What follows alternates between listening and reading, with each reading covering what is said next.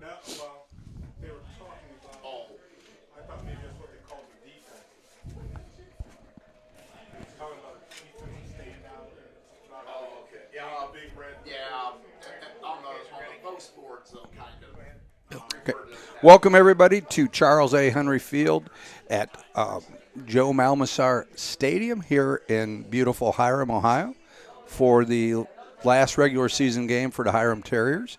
Of course, I'm joined here tonight by Doug Edwards, Al Matthews, and myself, Bill Raybeck. And, guys, we followed the Terriers through the season. Unfortunately, we missed the homecoming game. But they've played better in the second half of the year.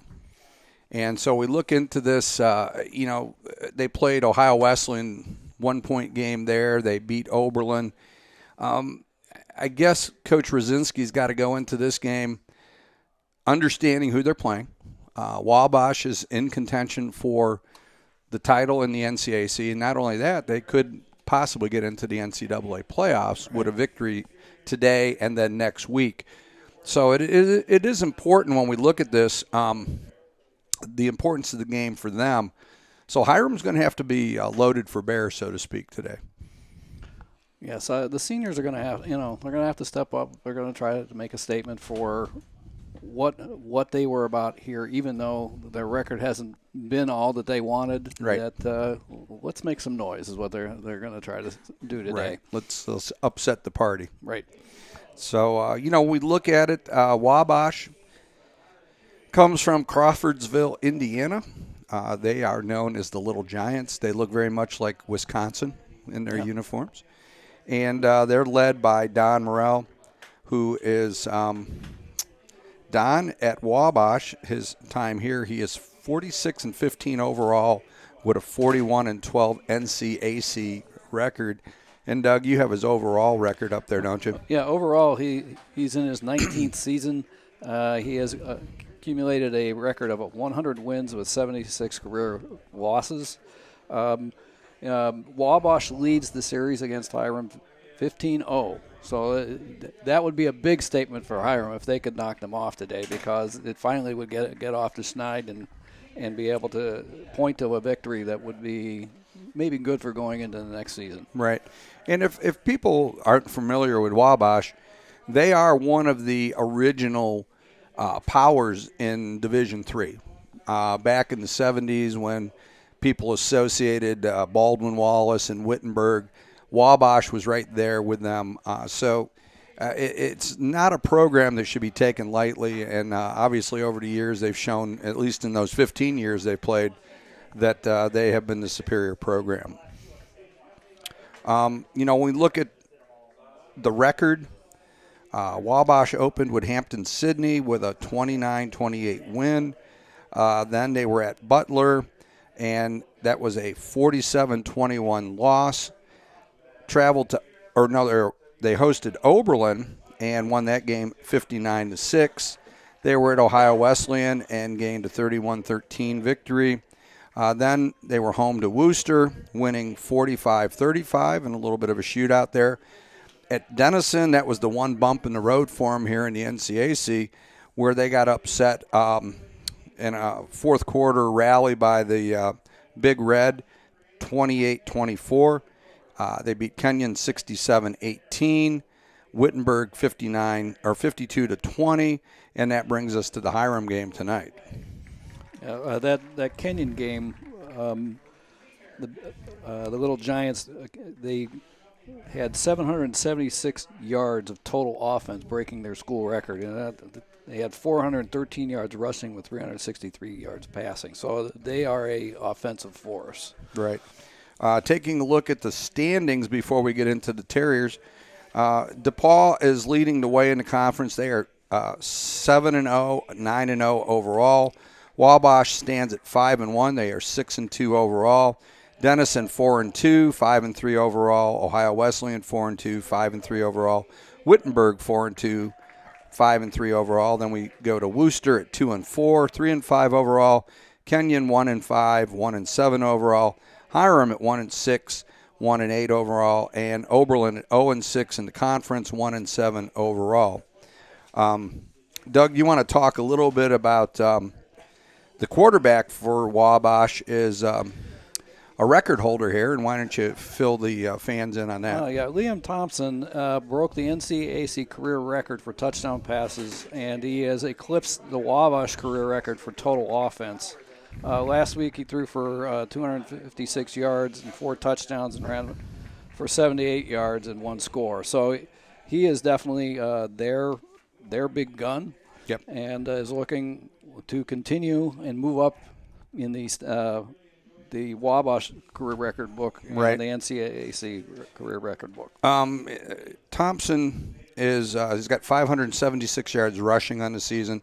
He averages 6.6 per carry, and he has 9 touchdowns on the ground. Now, in the air, he is 156 for 226 for 69% of completion rate, which is phenomenal at any level. 7 interceptions, 1,963 yards passing with 22 touchdown passes. So that's going to be Hiram's task, is to control Thompson. And let's jump over to the Terriers. They're led by Jack Rosinski. Jack is in his 4th season here at Hiram. They are dressed in blue today. They're in their navy with red trim. And they are, of course, in the NCAC. For Hiram, they opened up with Heidelberg with a 68-14 loss.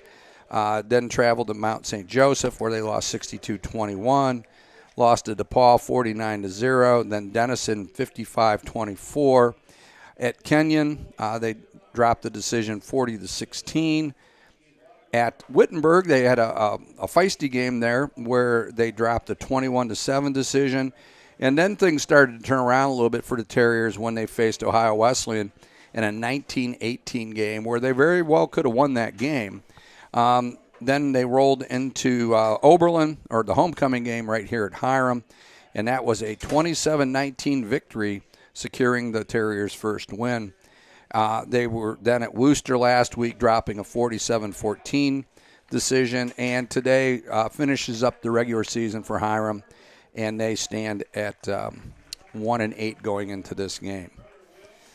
They're led by their quarterback also, Sean Tejada, and Sean has completed 149 out of 202 passes for 1,716 yards, 12 interceptions, 6 touchdown passes. He's got 37 yards rushing and 2 TDs. So, when we look at these two teams, Doug, let's look at the key players for Wabash first. Okay, for Wabash, obviously, on the offensive side of the equation, we've got Liam Thompson, and again, he is rushed for 576 yards rushing. He has a 6.6 average on rushing, and he has scored 9 touchdowns through rushing. He has 156 completions out of 226 attempts, a 69% average with 7 interceptions, and I think we actually went over all that, didn't we?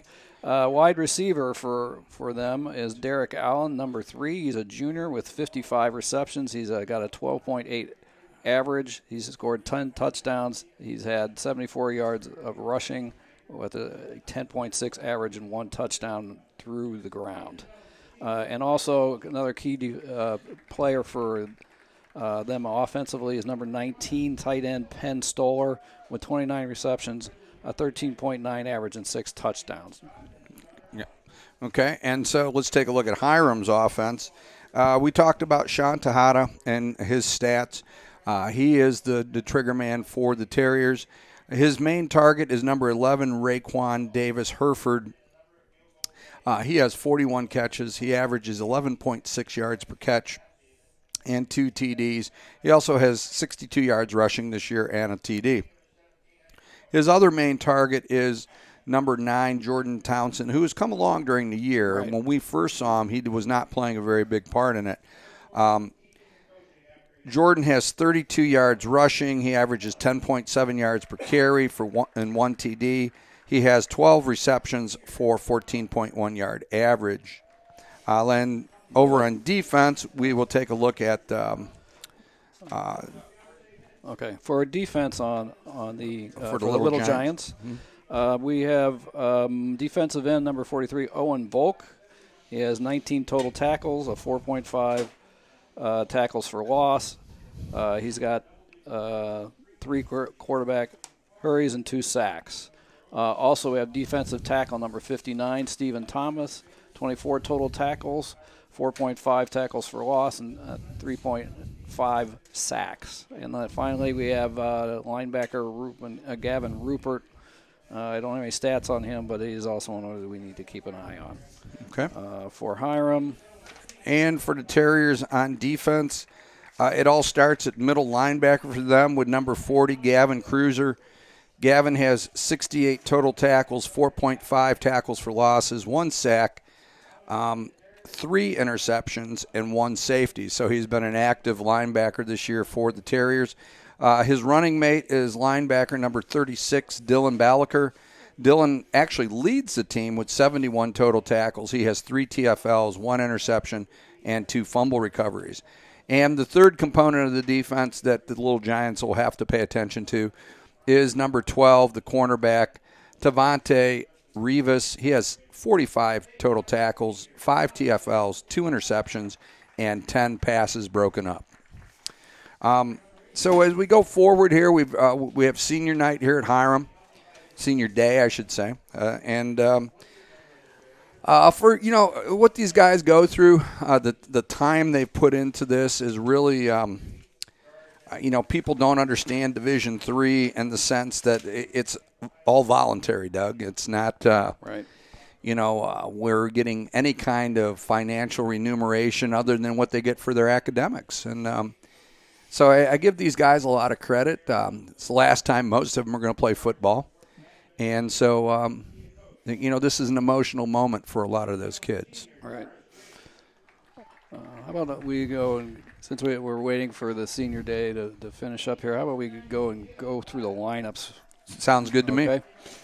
All right, so we'll start with Wabash and on their offensive side. So we've got tight end number 19, Penn Stoller, senior, 6'2", 225 pounds. We have left tackle number 62, Quinn Scholler, sophomore, 6 foot. 285 pounds. Left guard would be number 63, Mark Castor. He's a senior at 6'2", 302. Big boy there. Mm-hmm. And then we have a center, number 55, Joe Mullen, senior, 6'3", 280. At the right guard spot, we have number 77, Cameron Ford, junior, 6'4", 280 pounds. Right tackle, number 59, Cannon Kelly, junior, 6'2", 257. And then we have the wide receiver, number 1, Cooper Sullivan, senior, 6'1", 185 pounds. Other wide receiver, Derek Allen, Jr., senior. Derek Allen, Jr., he is a senior at 6'2", 186. I was like, what's a junior senior? So he is a senior, 6'2", 187 pounds. He's a wide, and then another wide receiver, number 13, Connor Thompson. He's a junior, 6 foot tall, 176. Quarterback, who we've mentioned numerous times already, number 2, Liam Thompson, senior, 6'1", 197 pounds. And running back is Cade Campbell, senior, 5'7", 180 pounds. And looking at that offensive line for Wabash, that may well be the biggest offensive line the Terriers have faced all year. Right. So a definite challenge for the Terrier defense, and let's go over that right now. So the Wabash offense will be going against, at defensive end, number 13, Riley Huff. He is 6'1", 260-pound junior. At defensive tackle, number 0, Alfred Pedro, 6'2", 290-pound senior. At the other defensive end in their 3-4 look is number 90, Jalen Glass, 6 foot, 245-pound senior. At outside linebacker, number 8, Terry Allison, 6 foot, 225-pound senior. Number 48, Vance Boyd, outside linebacker, 6'1", 203-pound sophomore. At inside linebacker, as we said, these are the main guys for the Terriers. Number 36, Dylan Ballaker, 5'10", 220-pound senior from West Geauga High School, or locally here. And At the other inside linebacker is number 40, Gavin Cruiser, 5'10", 215-pound sophomore. Terriers look forward to having him back for a couple more years. At cornerback, number 2, Ricardo Jimenez, 5'9", 150-pound junior. At the other corner, as we talked about, number 12, Devontae Rivas, 6'1", 195-pound junior. At safety, number 16, Malachi Nation, 5'10", 175-pound junior. At safety, number 11, Gregory Wilson Jr., 5'7", 180-pound senior. So that rounds out the Hiram defense, and Doug will give you the Wabash defense. Or no, let me jump in here, and we'll get the Hiram offense, and then we'll go to the Wabash defense. Okay, starting on offense will be number 3, Sean Tejada, 5'10", 165-pound sophomore quarterback. Number 20, Edja Kaysen-Saki, a 5'8", 190-pound junior running back. At tight end, we have number 47, Anthony Brumbaugh, 6', 240-pound junior. At wide receiver, number 11, Raekwon Davis Herford, 5'9", 175-pound senior. At the other wide receiver, number 81, Jarris Green, 6'1", 192-pound senior. And at wide receiver, number 6, Tristan Holohan, 6'2", 183-pound senior. Up front for the Terriers, we have number 51 at left tackle, Braden Black, 5'11", 275-pound junior. At left guard, number 55, Devin Farley, 6'2", 300-pound freshman. At center, number 75, Derek Hurst, 6'4", 310-pound junior. At right guard, number 57, Colton Bogle, 5'11", 275-pound junior. And at right tackle, number 79, Donovan Mills, 6'5", 318-pound senior, playing his last game here for the Terriers. And for the Wabash Little Giants defense, we're looking at defensive lineman first. Defensive end, number 15, Brody Fry, sophomore, 6'2", 220 pounds. Defensive tackle, number 59, Stephen Thomas, senior, 6'3", 280 pounds. Other defensive tackle, number 51, Will Olive, senior, 6'1", 244. And then the other defensive end, number 43, Owen Volk, junior, 5'11", 216 pounds. In terms of linebackers, the Sam linebacker is number 7, Jake Posh, sophomore, 6 foot, 178 pounds. The Mike linebacker is 23, Joe Rios, senior, 6 foot tall, 200 pounds. The Will linebacker is Gavin Rupert, sophomore, 6'1", 225. And then the defensive backs, cornerback number 31, Michael Hedgewood, sophomore, 6'2", 187 pounds. Cornerback number 21, Avery Epstein, junior, 5'11", 205 pounds. Safety 33, Brock Robertson, sophomore, 6 foot, 188. And then finally the last starter safety, number 2, Will Netting, senior, 6 foot, 187 pounds. And I don't know if we got to go over these. Did we go over the key players for the Little Giant defense? I don't know if we got to those. Key players, yeah. Owen Volk, yeah, we did. We got those guys. Something about the numbers with these guys. Owen Volk, the defensive end, he has 19 total tackles, but he has 4.5 TFLs, 2 sacks, and 3 QB hurries. And then defensive tackle Stephen Thomas, number 59, has 24 total tackles, 4.5 TFLs, and 3.5 sacks. And then the linebacker, Gavin Rupert, 59 total tackles, 1.5 TFLs, 3 quarterback hurries, and 6 passes broken up. So they have some active people up front as well at linebacker. Doug, I'd like to thank one of our sponsors here, Sensations from Orwell, Ohio. They're located at 11 North Maple Street in Orwell, and they supplied us with our game shirts here. Yep. And they will be supplying us with a banner, Game of the Week banner. So our thanks to Sensations. If you need signs, shirts, or any kind of advertising paraphernalia, check in with Sensations. Phone number 440-437-7446. So we got some ads we're going to run there, Rick. We get we're getting ready here for the kickoff. We're about 5 minutes away, and not a bad day today. It was actually a little bit warmer than I thought it was. Mm-hmm. So, yeah, go ahead.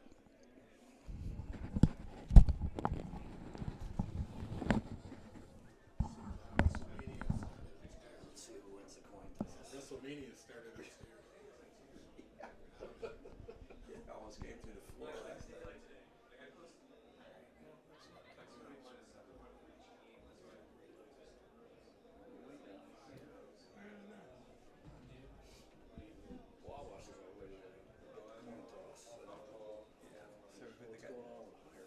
Their captains are 2, 1, 55, and 59. I think 59 is that Thomas kid. Thomas, yeah. Let's see if we can do this. 55 is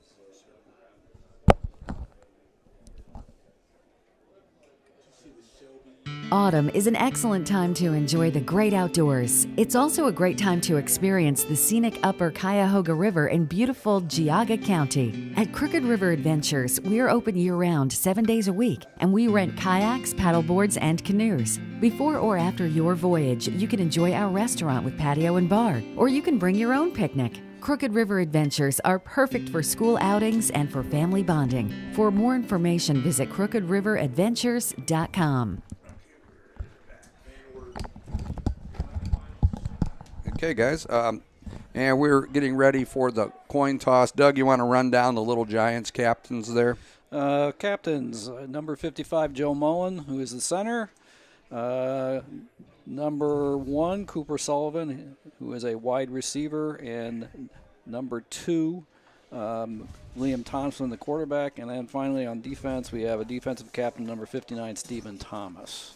Okay, and for the Terriers, we've got number 79, Donovan Mills. He's a senior from Cuyahoga Falls High School. And then we've got number 90, which is Jalen Glass. Jalen is a defensive end, and he is from Covina High School in Compton, California. And then we have number 36, Dylan Ballaker. He is a senior from West Geauga High School in Chesterland, Ohio. And number 1 for the Terriers is Umar Kasem. He is a senior tight end from Willoughby South High School in Willoughby Hills, Ohio.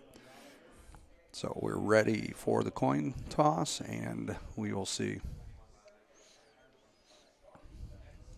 If you're a Hiram, Bill, you win the toss, you defer, probably. Get it. I don't know what a high-power offense, if you want to put them on the field right away. Right.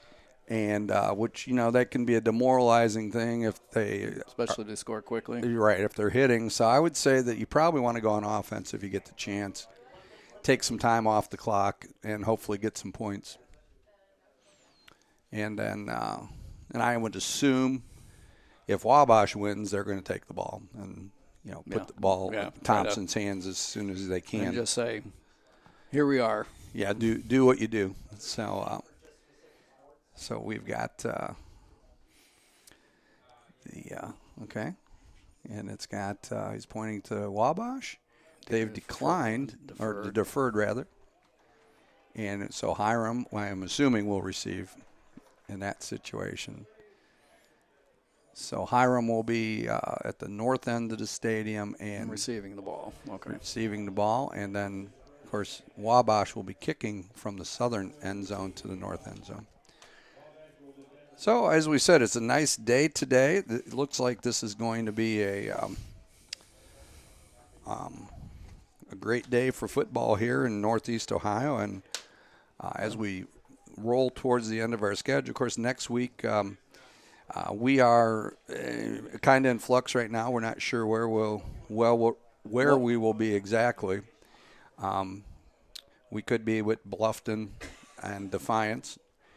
And then there's a possibility that we will be broadcasting the Ohio State semifinal game in the national playoffs. So Club. Yes, not the Buckeyes.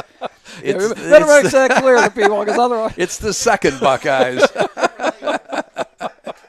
It's the secondary. we're really moving up, Bill. Yeah, we're not taking over for Paul Keels and Jim Lachey. So, all that would be nice. You get paid or yeah, you get into every game there. So kicking off here for Wabash. Number 47, Brody Rucker. He's a sophomore, 6'1", 193-pounder. And he averages about 50 yards on the kickoff, so we should see the ball pretty close to about the 10-yard line down there. Back from Hiram, we have number 16. Malachi Nation, I believe. And number 2. Ricardo Jimenez. So, okay. And here we go. We're getting ready to play some football here in the NCAC. And, again, as we said, this is a big game for Wabash, who needs to win this one and next week to win the league title. Fair catch. All right, so Hiram will take the ball. Jimenez fair catches the ball, and the ball's going to come out to the 25, where the Hiram Terrier offense will start with sophomore quarterback Sean Tejada leading the way. And, of course, we talked about the backfield. And we'll see here because they do alternate quite a bit. As a matter of fact, where you see Gabriel Hoskins, the 5'9", 175-pound junior from Smithsonville High School in Bouvardy, Texas, is going to get the start in the backfield. And so they're in the pistol formation. Tejada looks over the defense. And they give the ball to Hoskins, and filled very quickly by number 10. Number 10 for the, which is probably Antonio Vaughn Taylor. Vaughn Taylor, okay. 5'11", 187-pound junior. Okay, and so Hiram comes out 2-by-2 set. Tejada. Actually, they are in a empty set, 3-by-2. Tejada looks over to defense. 2nd and 10. He drops. He looks. He gets the ball out quickly to number 9, and that would be Jordan Townsend, with the intended receiver. Broken up by Vaughn Taylor again. No. And no, it's just right. Yeah. Okay, so we've got 3rd down. 10 yards to go from the 25-yard line. Tejada with Hoskins off to his left. 3 receivers to the left, 1 to the right.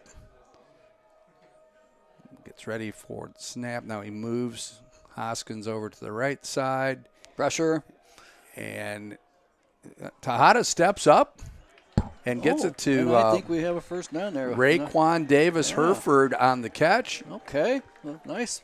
And a nice ball. He stepped up. He was pretty calm in the pocket and delivered it. So nice job by Tejada and Davis Herford on that. And Terriers get their initial first down of the game with 13:54 to go.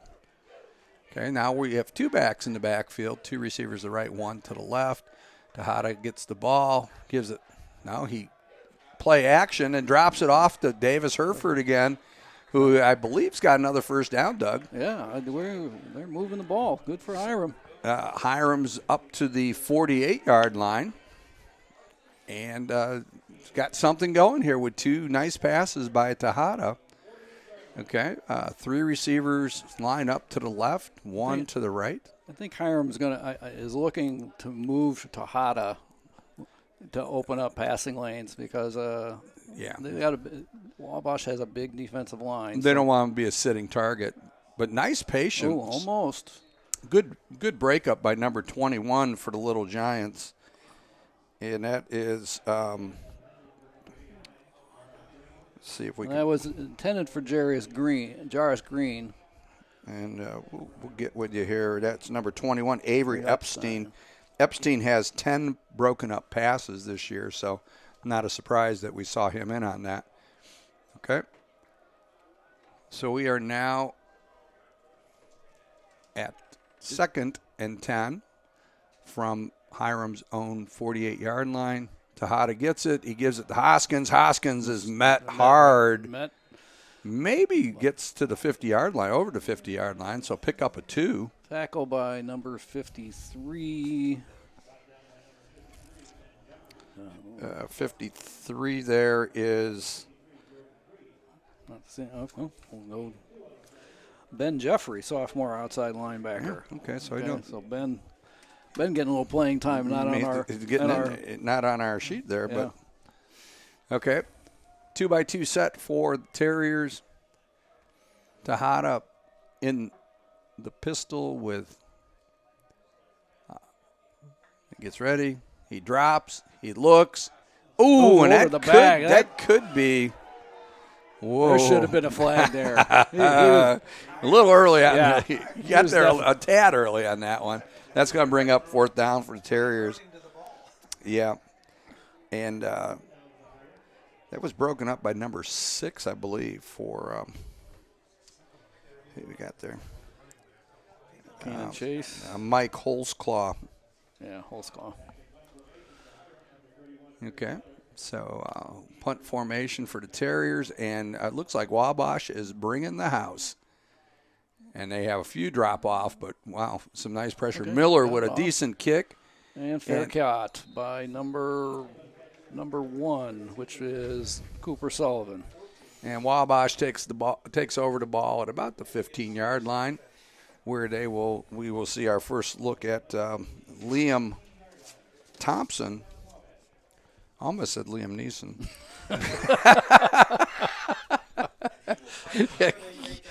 I don't think he. I'm a man with some particular skills. yes, exactly. So, yeah. Okay, so the Little Giants get ready to go on their first offensive possession here. I bet you he says that to all his receivers. I will find you. Okay, here we go. 2x2 set for the Little Giants. Neeson in the gun. He drops, he looks, he dumps it off to his running back, and that is Cade Campbell. Campbell is a 5'7", 180-pound senior who has 13 receptions on the season with a 6.0 yard average, and a touchdown. Nice 9-yard gain. The Wabash cleared out on that side, and he just snuck out over behind him and give to Campbell. Campbell picks his way up through there, and he's got a first down, the initial first down for the Little Giants, at about the 29-yard line, and with 11:40 to go in the first period. It's a new set of downs for the Little Giants. And, okay, and there's all kinds of laundry on the field. Looks like they were going deep on that one, Doug. Yeah, they looked like they were just taking off. Yeah, there was number 19, Penn Stoller. He's a good-looking tight end there for Little Giants. I mean, he's a pretty stout kid. Yeah. First team All-American Okay. for the Little Giants. So, he's a good-looking athlete there. 2x2 set for the Little Giants. Campbell offset to the left of Thompson. Thompson drops. He looks. Lots of time. Gets it out to number 1 at about the Hiram 49-yard line. So Cooper Sullivan on the reception. Cooper, 6'1", 185-pound senior. That was his 29th catch of the year. Okay, Wabash on the move into Hiram territory. Thompson looks with 2x2 receivers. He drops. Pressure. He's got plenty of time. Looks for Sullivan again. And probably one Sullivan should have had, Doug. Yeah. I mean, They had both hands on the ball. Got both hands on a little it. high. It was a Ball little was high. a little high. He would have had to elevate a little bit for that one. But so it's going to bring up 2nd and 10 from the 49-yard line of Hiram. And Hiram's going to have to address this on this side here. That's Jimenez is the corner. Okay. 2x2 set again. Thompson drops. A little quick out. Gets it out to number 3, and I think that is Derek Allen Yes, it is. Yes. Derek Allen Jr., the 6'2", 187-pound senior, who has 55 catches on the season. And so not a surprise to see him get the ball. Okay. So we've got 3 receivers to the left for the Little Giants. Thompson and a offset pistol. Gets it out to number tight end. Stoller and Sniffed out pretty well. Yeah. But, like a little screen over there, but Yep. sniffed that one out pretty well. and then brought down by Devontae Rivas and Dylan Ballaker. We're looking at about a 2-yard loss on that play. So we're looking at a 2nd and 12 for the Little Giants, 2-by-2 set. Okay, and so there is Thompson looks. He's going to get it out quick on a little quick look in Out to the tight to end on 19, Stoller, the tight end, and yeah. he's down to about the 16. It looks like the 14-yard line of the Terriers. Just a quick slant. Yeah, he found the seam, and they fit the ball right in there. So Little Giants are on the move. They're going to go quick here. 3 receivers to the left, 1 to the right.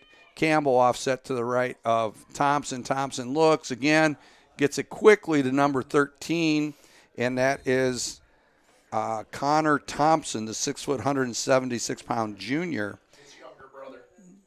And his younger brother. Okay. The younger brother of Liam Thompson. And that Picked would up about 7 on that play. Yeah. Looks like there is a little run by Campbell. Campbell's off to the right side where he's met by a host of Terriers. Number 1 for Hiram was in there. Okay. And so they are at about the, looks like the 4-yard line, Doug. Yeah. So it to be 2nd and goal from the 4. And, okay, so Thompson. That must have been a first down, though. Oh, okay. First down. Yes.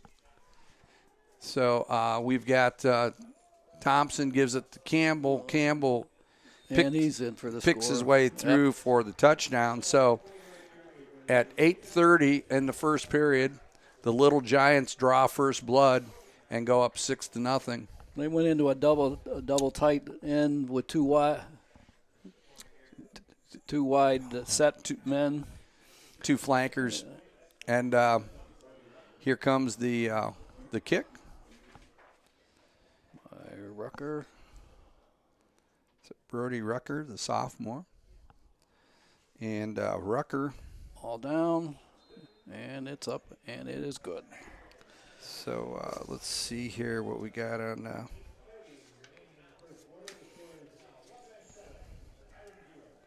Rucker is now 42 of 44 on the season for extra points. Okay, so Hiram will get ready. Thompson carved him up pretty quickly on that, and Hiram's going to have to address that, or else this one can get away from the Terriers pretty quickly. You know, the first 2 first downs, first 2 sets. First 2 sets there, Hiram was getting some pressure. Yes. I mean, he was getting the ball off, but he had to hurry his throws a little bit, and then all of a sudden I think they figured out what Hiram was trying to do, and they really didn't have much pressure on him after that. Of course, and we also talked about the size advantage there that, Wabash has a huge offensive line. Well, probably, as we said, even Heidelberg was not as big as Wabash up front like that. Well, the other thing that I've kind of noticed is that they're very tall. Yes. Compared to Hiram. So right. Presents some problems, I think, for the Terriers. Yeah. Okay. Rucker with the kick. It's a little directional kick to the sideline, caught by Jimenez, and gets it back to about the same. He caught it at 17, and looks like that's where he's going to be marked. He didn't have much choice there. No, he was right at the sideline. Right. So he tried to cut it back in, and then caught it on the run, and wasn't really timed to fair catch it there either. So Terriers. So out comes out the Terriers. Yeah, start their second possession here. And so we will get, let's see, Hiram. And there's Wabash. Okay, and we've got. Looks like a trip formation off to this side. Yeah, a little pistol backfield, and play action off to Davis Hereford, and he battles his way out to about, looks like maybe close to the 20-yard line, and that's going to be good for about 8 yards, and we'll be looking at 2nd and 2 for the Terriers. Yeah, moved Tejada a little bit, and he seems to really be focusing on targeting Davis Hereford. Yeah, a little bit different from what we've seen in the past with him. He's been more in the pocket, but now this has been pretty good for him. Pistol formation, 2-by-2 receiver set. Tejada looks again, claps, gets the ball, drops, looks, and steps up, and right to close again. Was looking for Davis Hereford in the middle. I thought he had that ball. I did too. Until they cleared off the tackle. Right. Okay. So now we've got. Okay, so Terriers are getting ready here. They've got Davis Hereford to the left, Mullahan to the right. Timeout, looks like. And we don't know if it's officials' time. Oh, maybe an equipment problem with the Wabash player. So number 59. That's Stephen Thomas. He's replaced by number 42, which we'll see is Kyle Bolowski, senior defensive line, 6'2", right. 219. Okay, so look like an equipment issue there. Okay, so we've got Hoskins off to the left. Brings Jarris Green in motion, gives to Hoskins. Hoskins picks up a couple. Looks like it could be a first. Yep, they're signaling first down. Yeah, okay. So Hoskins gets enough to get the first down and move the chains for the Terriers. So Hiram is out to about the 28-yard line. And 7:25 to go in the first period. And Hiram's got a couple first downs here. So a little momentum again, Doug. Now they just need to continue it. Just keep moving the chains. Yeah. Okay, so they take Hoskins. They switch sides. Tejada steps up. He goes deep to Jarris Green, and I think Green got it. Yes, he was able to keep his foot in a diving catch and dragged his foot, and it is a first down for the Terriers right at midfield. Nice adjustment by him because the ball was on the other side. Yeah. Of him. He had to turn around to grab it. He got it and pulled it in. So nice job. We've got a little giant down on the field here. Let's see, we get number 43, it looks like, for the Little Giants. And that is Owen Volk, and which would be somebody they would not want to lose. Yeah, he was one of the keys to victory here for them, is number 43. And Volk, Volk is 5'11", 216-pound junior, 19 tackles on the season, 4.5 TFLs, and 2 sacks. So he is an active defensive lineman for them. So we will see. Looks like he's walking under his own power. So he'll be back. He'll be all right. Okay. So maybe somebody just landed on him. And that happened, especially, these days they're not cold, but these are kind of days where you still are a little bit stiff, Mm-hmm. So, nice crowd here. Looks like there's several recruits from some of the local high schools here. See a Geneva jacket. We see a Twinsburg jacket. I saw a Kenston Bomber jacket. Kenston Bomber, a Franklin jacket. So, quite a few people here, some recruits for the Terriers. And there is, Hoskins just maybe gave him the line of scrimmage. I think they did get back to the line of scrimmage. If they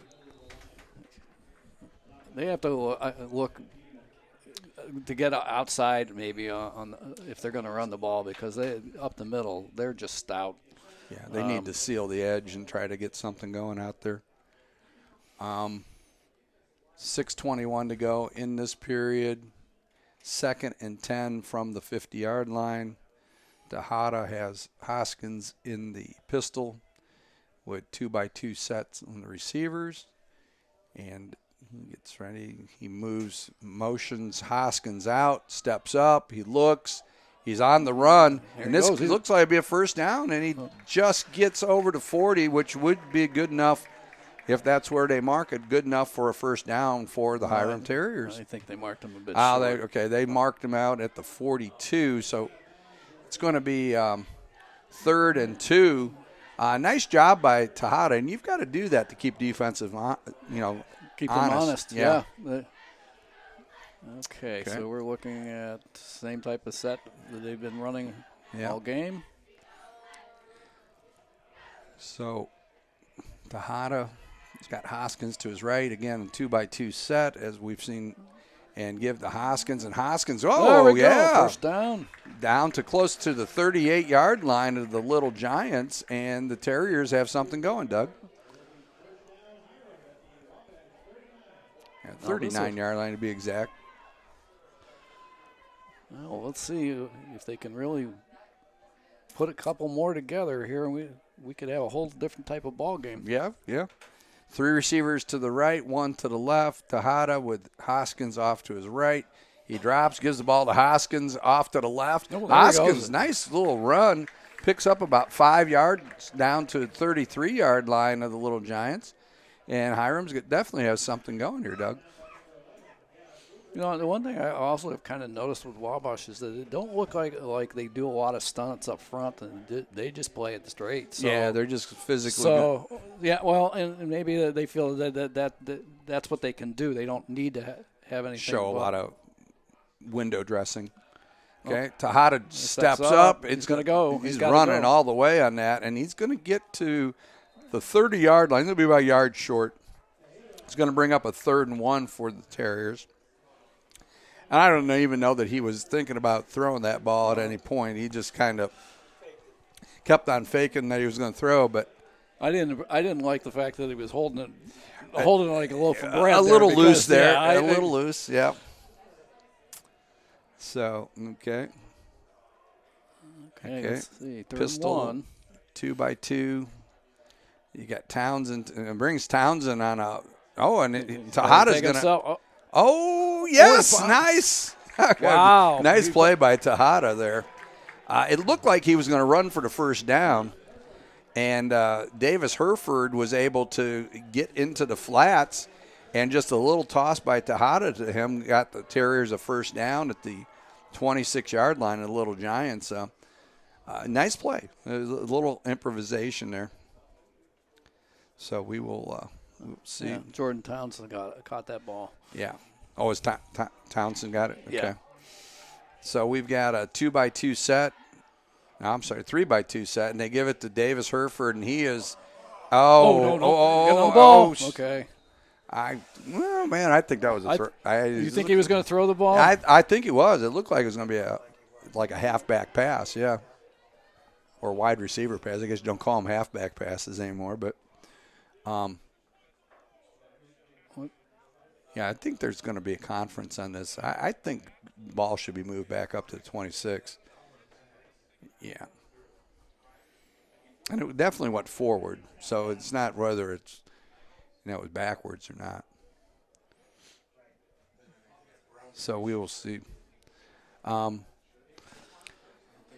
So, if you are, okay, we're going to get the call here, maybe.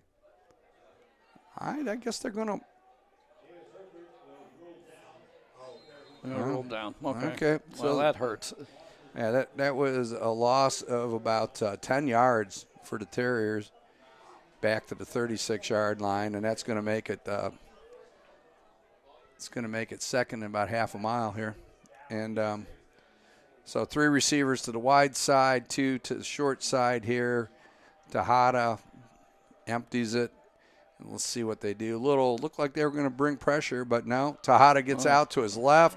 He's really being pursued, and he is able to reverse his field and gets the ball out. And yes, and that is Davis Herford coming back, making a play at about the 23, 24-yard line. Really, they got 13, 14 yards back. Now it makes it at least a decent distance on third down. Yes, I mean something that could be attainable there. I've been impressed with Davis Hereford, this is his last game for the Terriers, and he's been all over the field making plays there. It was a nice comeback by him. 3 receivers to the left, 1 to the right. And Tejada looked a little bit like Fran Tarkington on that one. yeah, he almost got ankled back there about the 45-yard line. And Tejada drops. He looks, a little pressure. Oh! I think Jarris Green has reason to question why there was not a defensive holding on that, because clearly saw his jersey get pulled on that. Okay, so 4th down, and I think that is. Looks like they may try to. Chris Miller is going to come out for the Terriers. Miller has been pretty successful here. He is 5 of 6 with a long of 43 this year. So we will see.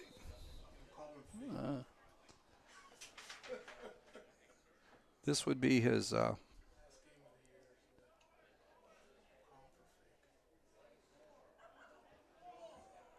This would tie or be very close to his longest kick. So it could be about 42 yards here, 41 yards. So it's going to be a little shorter, but he has made one from 43 this year. So Chris Miller will try to get the Terriers on the board here with 1:29 to go. Tristan Mullen, that holder. And let's see. Here's the snap. Nope. It's low. Mullahan gets it up, and not enough on it. And I think the low snap had a lot to do with that. Yeah. So the Little Giants will take over at the 24-yard, their own 24-yard line. And a decent drive for the Terriers, though. They got the ball down there, a few miscues. Maybe 2 questionable calls on that drive, I think. I think the officials are keeping those flags in their pockets a little bit too much. I think they did. I mean, the Davis Hereford thing was definitely, I thought, a forward pass. And then, of course, Jarris Green was getting held down there. So, but that's the way the game goes. And Thompson looks, turns loose, a laser to number 1. He tripped up, but he. Okay, so let's see. We got to flip over our charts here. Cooper Sullivan on a laser shot. Sullivan's number's been out called a couple times, and he's made a lot of nice. I mean, the grabs he's made have been very productive. Yes. Okay, so at the 14-yard line, 1st and 10, and Thompson looks, and again just hits it to. Number 3. It is Derek Allen Jr., the 6'2", 187-pound senior. And that is he's got 55 catches this year, just added to his total. And that is his 11th touchdown of the year, too. That did not take much time. No, and I guess we see why Thompson is up for the Player of the Year awards here. Okay. So here we go on the extra point. Rucker is 41 of, well, as we said, add 2 to that. He is 43 out of 45 on the season. And so now it moves out to 14-0 Wabash with 45 seconds to go in the first period. And I don't know that the score is representative of how Hiram's played. I think Hiram has played very well. Yeah, I mean, they've moved the ball. They have not sustained a drive into the end zone, but they've moved the ball. They've had success. And they've been competitive. I mean, that's the thing. It's one thing when it's 14-0 and you think, okay, you have no first downs, you haven't moved the ball at all. But that's not the case with Hiram. They've moved the ball, and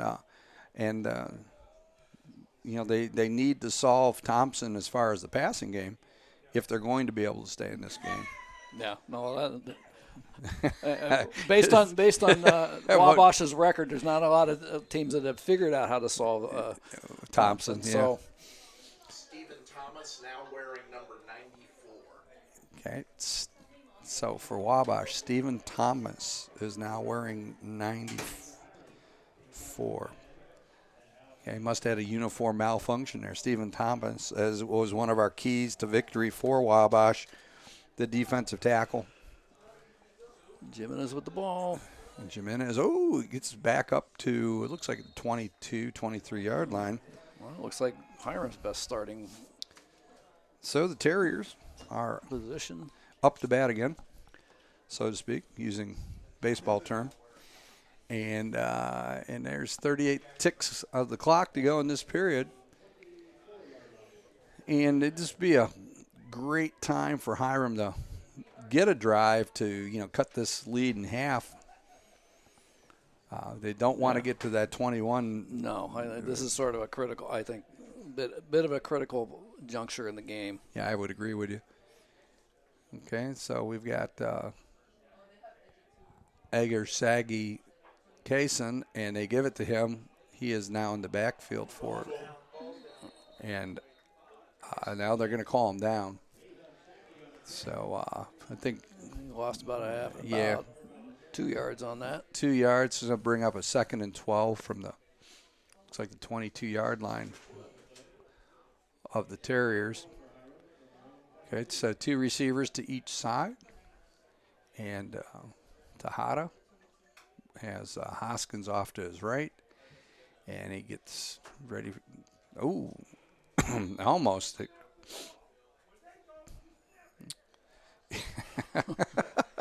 Here, get some advice from the people in the bleachers there. He was very right about that. So brings up a 2nd and 7 for the Terriers. Offsides penalty. So they picked up a little bit of what they lost back and a few extra. So here is the 2 receivers to each side. And a little RPO there. And Davis Hereford gets out to the 29-yard line. Maybe picks up a yard. Nice little foot drag there. Yeah. A little tripped him up, but otherwise he could have had a lot. Might have got a few yards there. So at the end of the first period, we've got Wabash 14, Hiram 0. And I guess we are going to go to some ads here.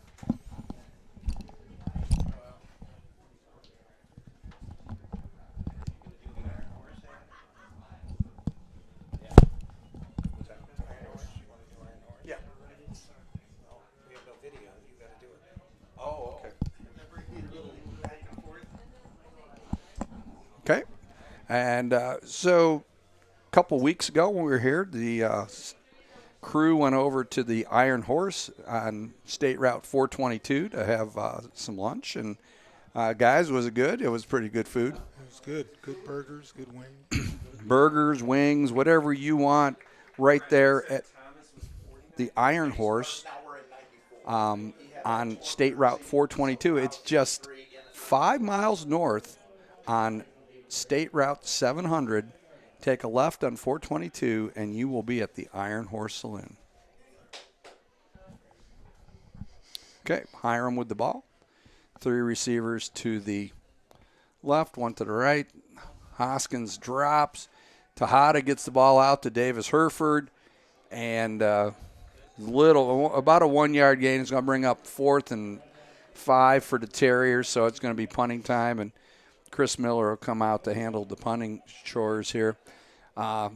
Second quarter here, Al is handling the color, and Al, welcome to the game here today as we rotate. I like this facility. It's a good atmosphere here. Yeah. Real good. And a decent crowd for the last game of the year. Okay.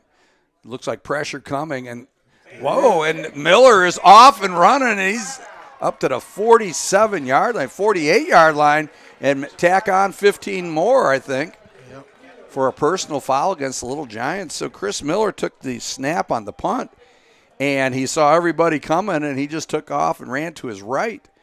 And before you knew it, he was 20 yards downfield. So I think there's going to be a little additional gift on that one too, Al. At least the Zebras are talking about it right now. So, okay. Well, are they going to pick it up? Yeah. Waving it off. Yeah. Oh, well. Well, anyhow, it is a first down for the Hiram offense on the fake punt. And, last game of the year, can't hold anything back now. So, steal a line from the water boy. So, yes. Yeah, we do. We got a lot of officials in the bleachers, too. Okay, we got 2-by-2 set. Hoskins to the left of Tejada. Tejada gets ready. There's the snap. He drops, and he gets it right in the middle. Oh, and Mullahan. There's the flag. I think I called targeting on that, I believe. Right at about it looks like the 27-yard line, Mullahan took a helmet-to-helmet hit, and I'm pretty sure we're going to get a targeting call on that. But it was a nice throw there. It was put right on target. Tejada really hit a laser beam on that, and Mullahan's all right. He's walking back to the huddle, so. Might be defenseless receiver thing, too. Yeah. I think that's what they were discussing. Yeah. Which one was it going to be? Now they're walking the other way. Okay. Not quite sure. Okay, so I was going to go from the line of 15 yards from the line of scrimmage. So that's going to move the ball down to about the 37-yard line of the Little Giants. And so a little help by a penalty, and Hiram is into Little Giant territory. Okay, we're going to get this right here in a minute. Oh, my bad. Okay, now 42-yard line. Okay. But it was a first down for the Terriers, and it's actually the 30, looks like the 37-yard line. First and 10 for the Terriers, Little Giant territory. Tejada drops, he looks, he gets out, grabbed and flung down by Stephen Thompson. We had called his number before, Stephen Thompson, the senior defensive tackle, 6'3", 280, 24 tackles on the season, 4.5 TFLs. You add another one to that. Okay, second down, 16 from the 44-yard line. 13-17 to go in this period. 3 receivers to the left, 1 to the right. There's a little bit of a stack formation there with Townsend and Davis Herford. Okay, Tejada drops, he looks, gets out of there, and again just dragged down by number 42, Cal Pulowski, 6'2", 219-pound senior. Then on consecutive plays now, Hiram has moved the wrong direction, which brings this up to about 3rd and 22. Okay. So here is a big play for the Terriers if we're going to keep this going. I mean, Al, if they can get, push 10 yards on this, I guess you can go for it on 4th down there. You're, into their territory. But right here, I don't know that they don't pick up anything. I would suspect they're going to have to punt. So Tejada gets it out, throws it out of bounds. It was intended for Mullahan at about the 25-yard line. But he was getting pressured heavily after getting sacked twice. So what started out to look good after the fake punt and then a penalty did not work out well for the Terriers. So Chris Miller's back out on the field this time. I would suspect we're probably going to see him punt, but, Yeah. So last game of the year, Dan. So got to go all out. They're not sending everybody this time. Take it back. Yeah. So he's using a little bit of the rugby punt philosophy there, and it's fielded by number 1 for Wabash. I probably would have him run one more time on a punt. That whole right Cooper side Sullivan. gave up. Yes. They didn't stay to their assignment. So, Al, here's a big task for the Hiram defense. Thompson, in 2 minutes, carved the Hiram defense up last time, took them right down and scored. They really need some adjustments here if to prevent them from getting up 21-0 here. Yeah, I'd change up my fronts, I think. Three-man fronts, not getting it with the size they have. Yeah, yes, yeah, I agree with you. So drop there by Thompson. Thompson gets it out to number 3, who is, and that is Allen, Derek Allen Jr. And you can see he's a pretty explosive kid once he gets that ball in his hands. And so, okay, first down for the Little Giants, 2-by-2 set. Thompson keeps it on a run and just picks up a couple yards, gets up to about the 36-yard line.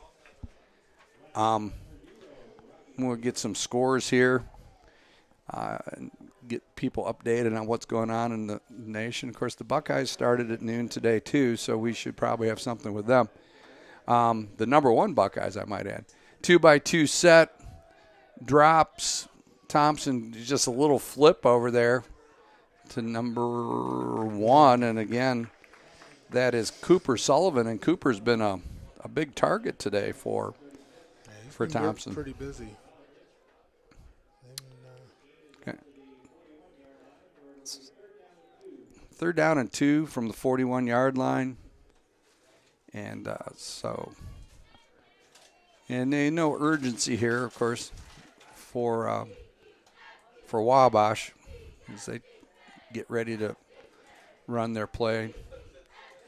Okay, so 2 receivers to the left, give to number 9, and a pickup of about 5 yards for number 9 for Wabash. We will get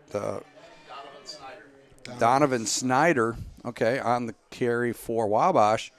And nice little run there by Snyder. And so we're seeing him. From Mishawaka, Indiana. Okay, and he is a senior. Okay. And nice catch. Nice catch. That was really good. Number 3, and I believe that's Derek Allen. It's Cooper Sullivan, I think, again. Yep, Cooper Sullivan. Cooper Sullivan, yeah. And he's been having a game today. Okay, 1st and 10 from the 34-yard line for Wabash. 2-by-2 set. Thompson drops. He's got Allen right in the middle. Whoa! Number 11. Nice play there for the Terriers defense.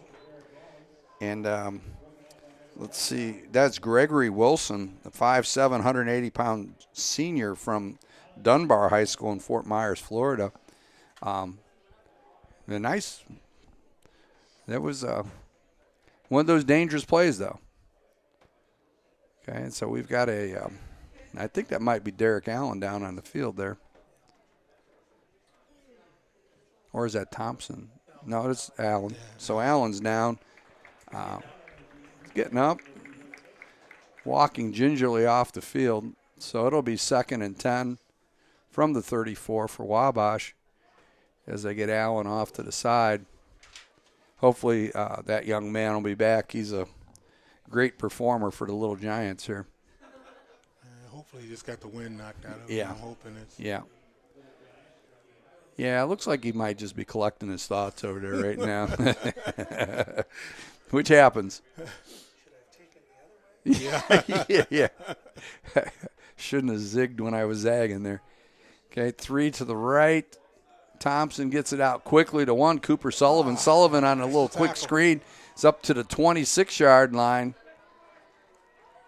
where that should be close to a first down, about 2 yards short of first down, be 3rd and 2.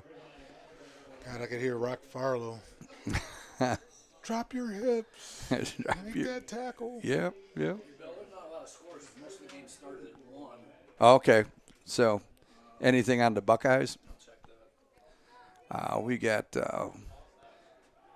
give the number 9. Oh. And really repelled there, and I think That is Dylan Ballaker, the senior linebacker for Hiram. Dylan met him with a little emphasis there. Sure did. So pick up a 1 for the and that was Donovan Snyder again on the carry, the senior running back for Going for it. Wabash. So 4th and 1. Timeout. Sullivan in the backfield there. Wabash. Timeout, Wabash.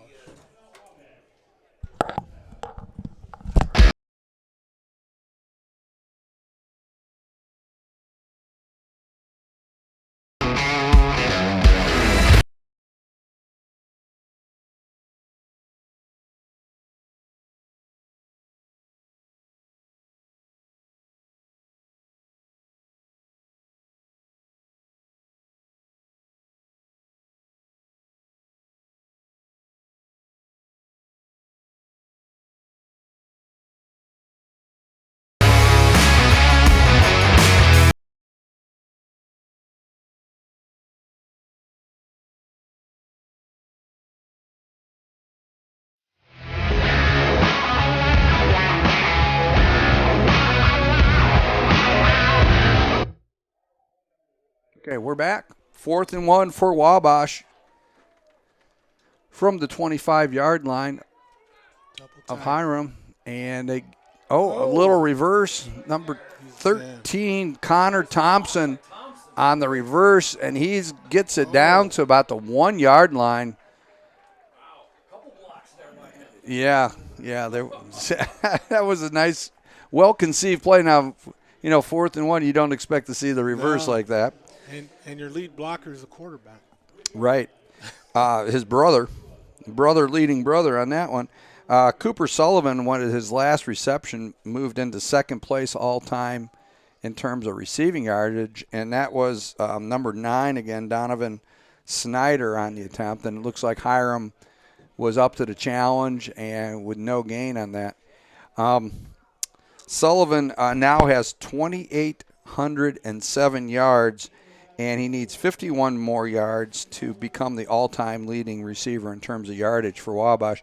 And, the up and over, and Donovan Snyder broke the play. And that's one of those ones, and we go back to what Drew Brees always used to do, is Brees would just take it, and once you broke the plane, it didn't matter if it was fumbled or not. Yeah. Well, when Snyder went over, he's holding it about right below his numbers there, and, you don't know if you're going to get in on that. So good job by Snyder, and that moves out to 20-0 in favor of Wabash now, with Rucker coming in for the kick.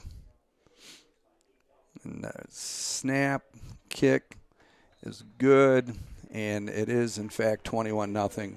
Wabash Little Giants over to Hiram Terriers. And now it gets a little serious here, Al, for Hiram.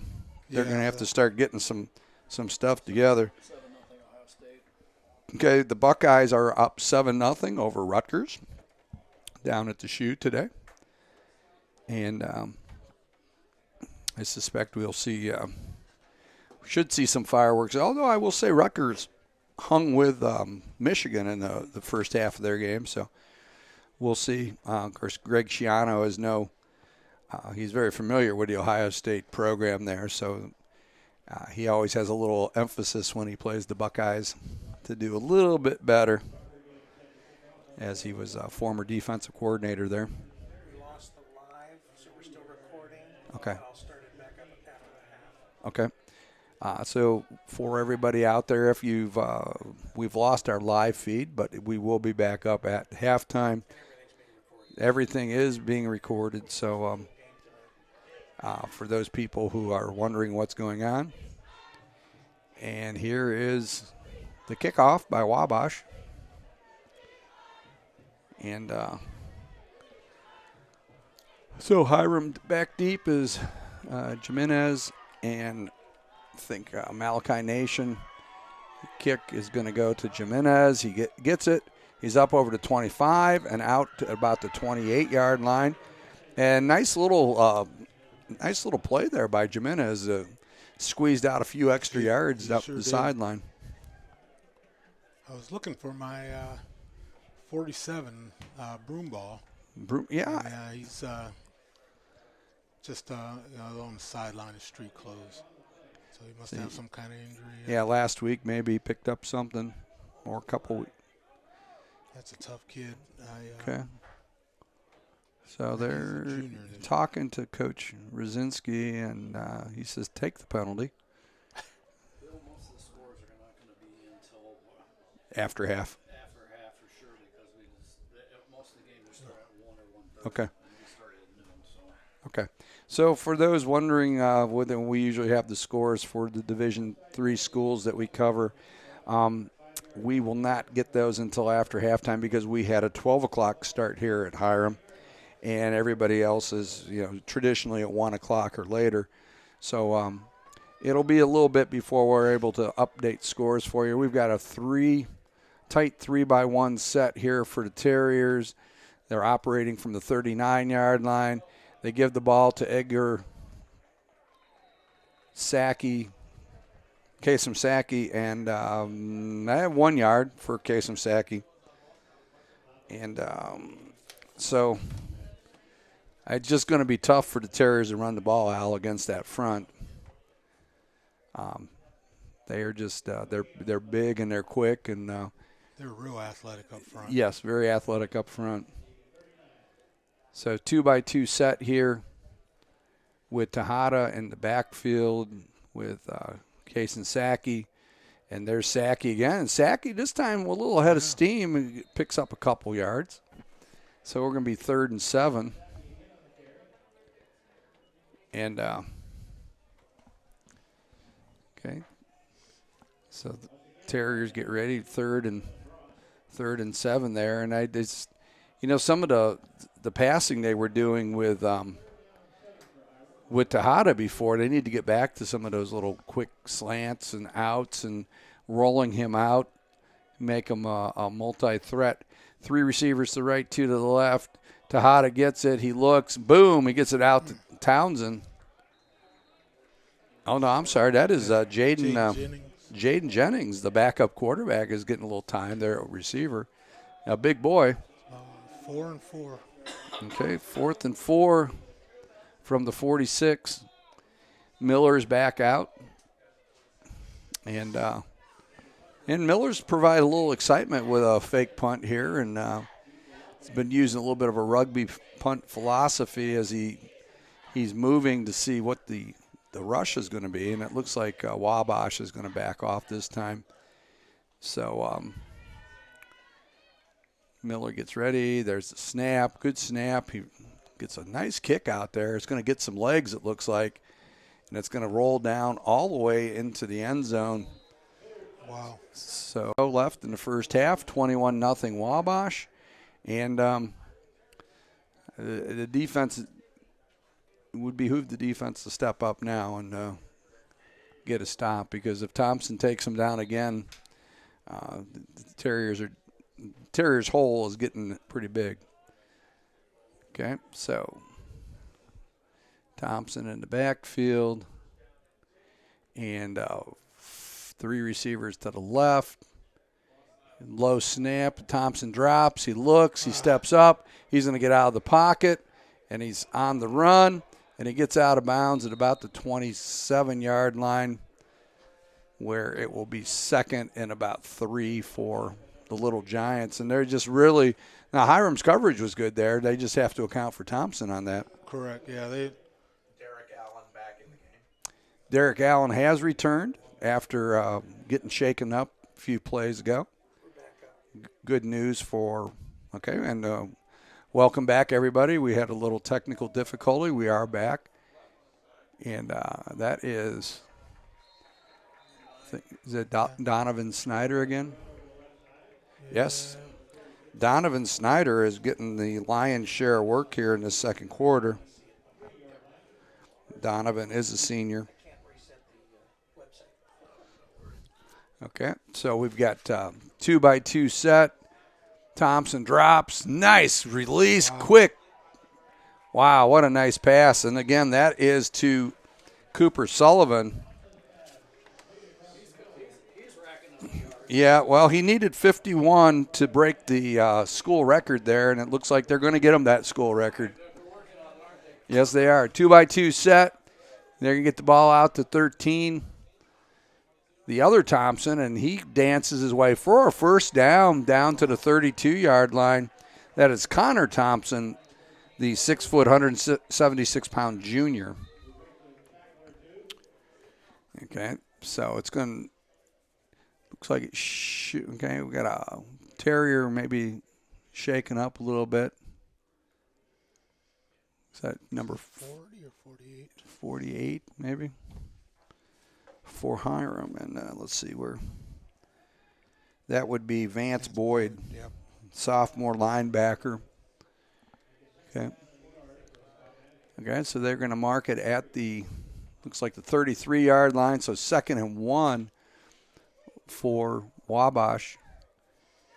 And looks like Hiram is talking with Coach Rosinski, getting some last-second instructions.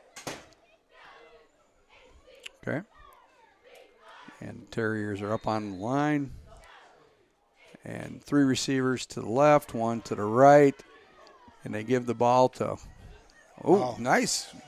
Ran right through that tackle. Nice effort there by Donovan Snyder, who's been the workhorse here in the second quarter in the running game for the Little Giants. And that's good for a first down at the 26-yard line of the Terriers. And I would keep number 1 in our sights here because I get a feeling they're going to try to get him the ball a few more times here, especially 27 yards. he needs 27 yards to become the all-time Wabash receiver, and that is a touchdown. And I think is that Derek Allen again? Yes, it is. Derek Allen was second touchdown of the game, and that was a 24-yard touchdown reception from Liam Thompson. And Thompson has been putting on a show, Al. He has quite a show. They have a lot of weapons over there. They do. They do. The nice ball team there, and extends their lead to 27-0, 3:30 to go in the half. And so we will see how Hiram answers here in this last 3 minutes and 30 seconds of the first half. And there is the kick by Rucker, and it looks like it's good. Okay, so Rucker's 4 for 4 on the day. And so Al, what would your word of advice be right now for Hiram? I mean, 28-0, and I definitely have a long talk with my seniors. Yeah. About it probably would have been the whole week on last time. Come on, Yeah. if we're gonna go out with a loss, we better go out swinging. Right. And metaphorically. Yes. But, Yep. Go out swinging, and because you're gonna regret it. 10 years later, you're gonna be like, man, I should have. Gave a little bit more. Yep. Yeah. One more rep in the weight room, or when I skipped out in the weight room that one time, or once a week. Yeah, the time goes quick once you get there. Before you know it. Okay, so you've got Nation and Jimenez back deep for the Terriers. Rucker gets ready to kick, and Hiram just needs to make. It would be nice to make something happen on the kickoff return, get themselves some position here. And there is the kick. It's going to come up short, and it is to Jimenez. Jimenez over to 25. He's over to 30, 35, out to about the 40-yard line. They're going to mark it 39 officially. Nice little return by Jimenez. Got a running start on that, and that's like the old kickoff returns. Yeah. Get the running start and try to get what you can get on it. I thought he was definitely going to catch that corner. Yes.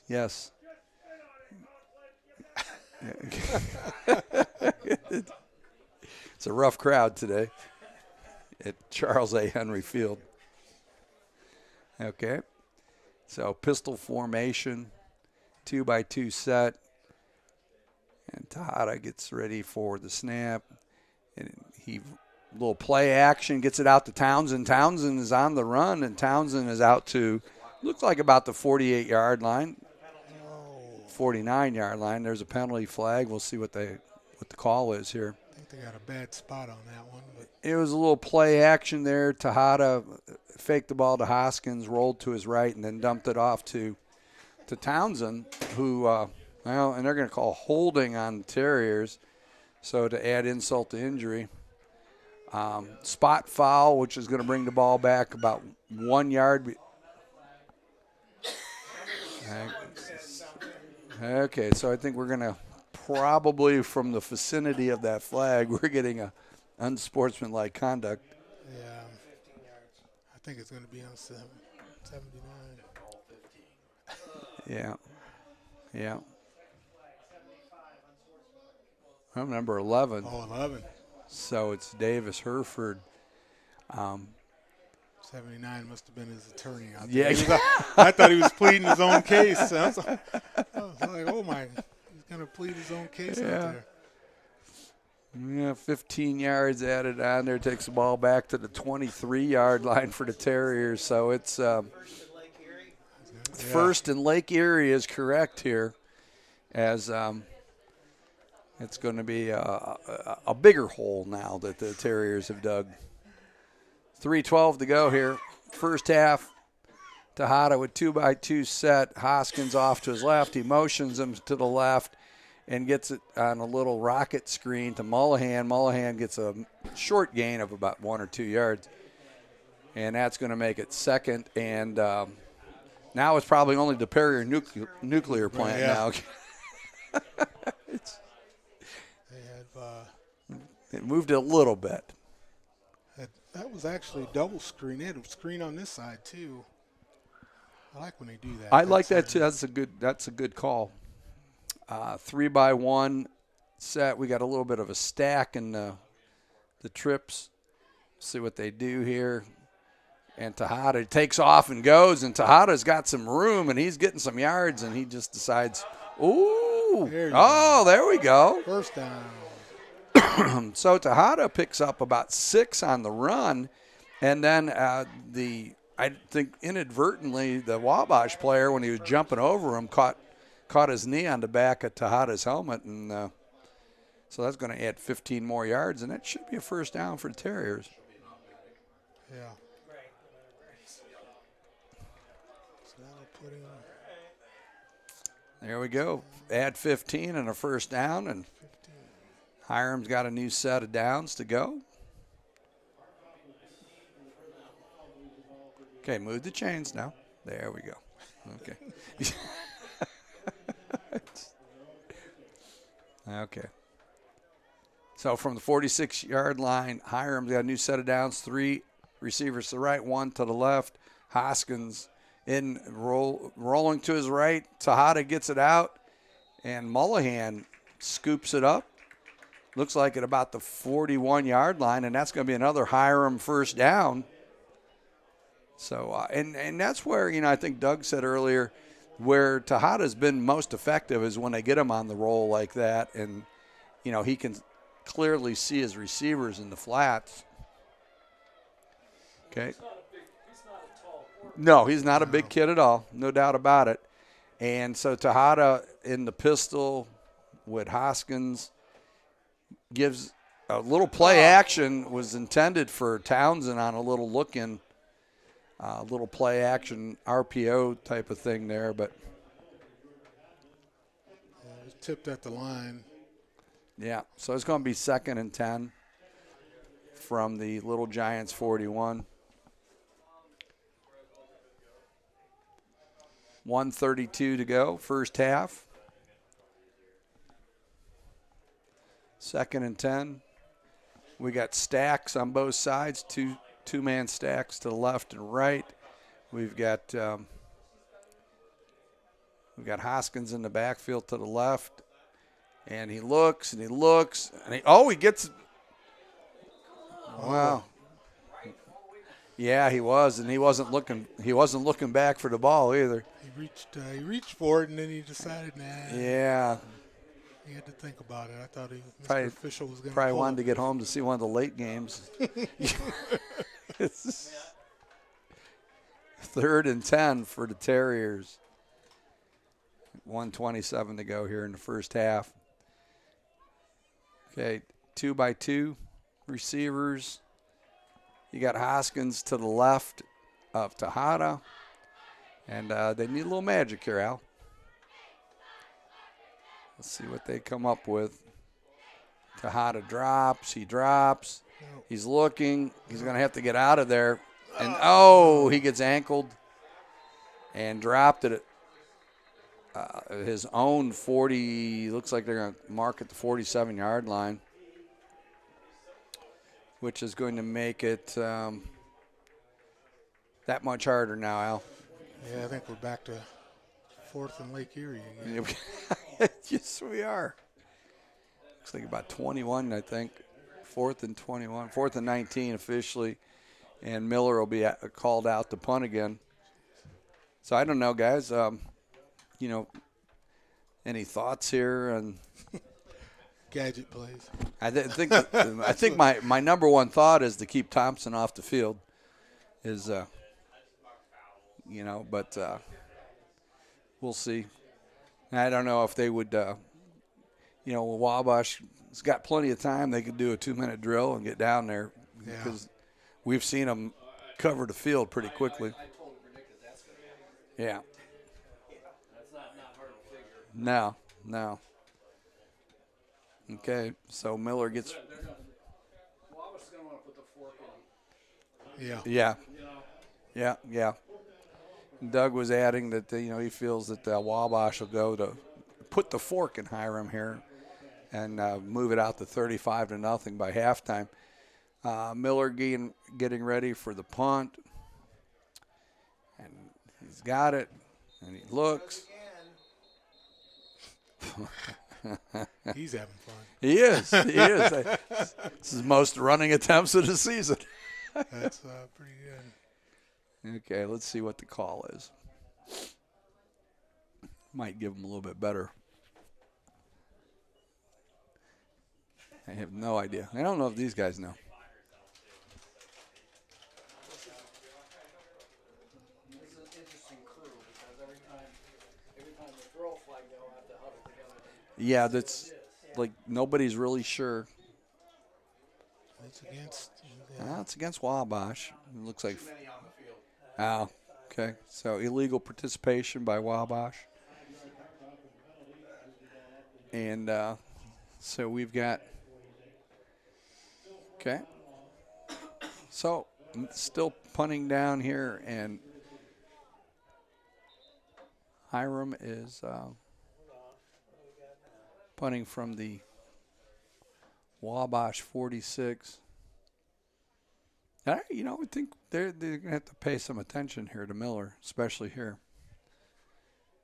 because can't hold anything back now.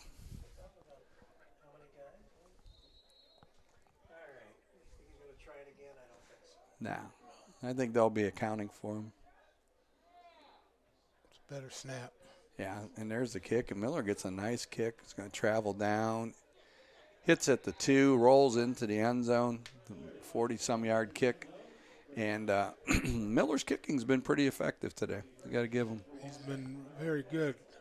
I was going to say I'm impressed at the returners being disciplined because last few weeks watching games, and I tell you, I'm disappointed when you tell a kid to put his heels on the 10. Right. And next thing you know, he's at the 5. And he's trying to catch the ball. Trying to catch it. And I'm like, what did I just say? So I don't know what. Okay, now this formation, when we've seen it, Sullivan has been the recipient of quick screens, little rocket screens out there, and not this time.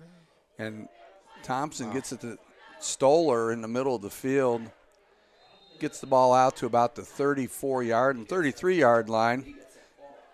Yeah, he's got a great release.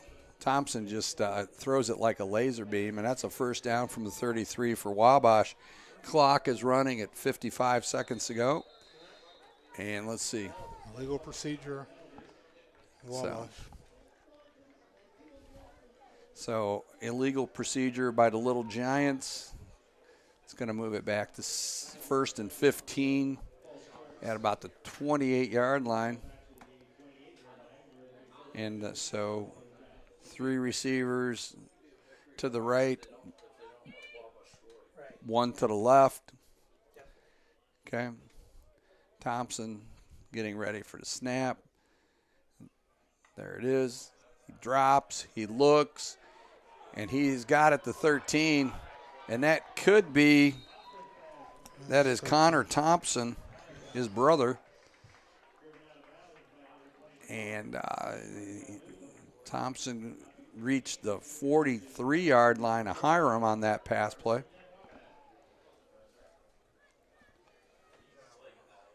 Okay. 2-by-2 set. Thompson gets ready. There's the snap. He looks, and he gets it to number 1. Wow. And out He of bounds made it. at about Touchdown. Oh, he got in? Yeah. Okay. And that was Cooper Sullivan, and I would assume that is now the record. Yep. Okay, so Cooper Sullivan, the recipient of that Liam Thompson pass, which now makes him the all-time leading receiver at Wabash in terms of yardage. So congratulations to Cooper, the 6'1", 185-pound senior. Cooper comes out of the Bowles School in Jacksonville, Florida, and are known to produce some pretty good football players there.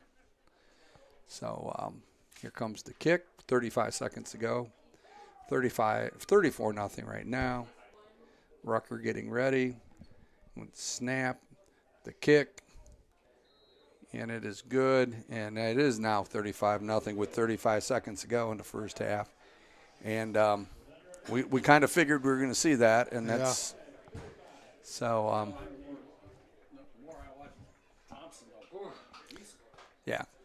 Yeah, the release is amazing. It's almost impossible to get to him because he can get rid of the ball so fast. So, okay, Al, I'm going to ask you, how are the Hawking Hawks doing? You got any update on them? I believe I knew they're under 500. Under 500. And they've had some new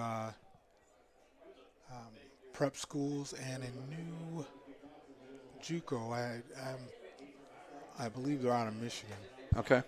On their schedule. But, Okay. They've had some close games, some tough losses. Are they? Is their new field up and going?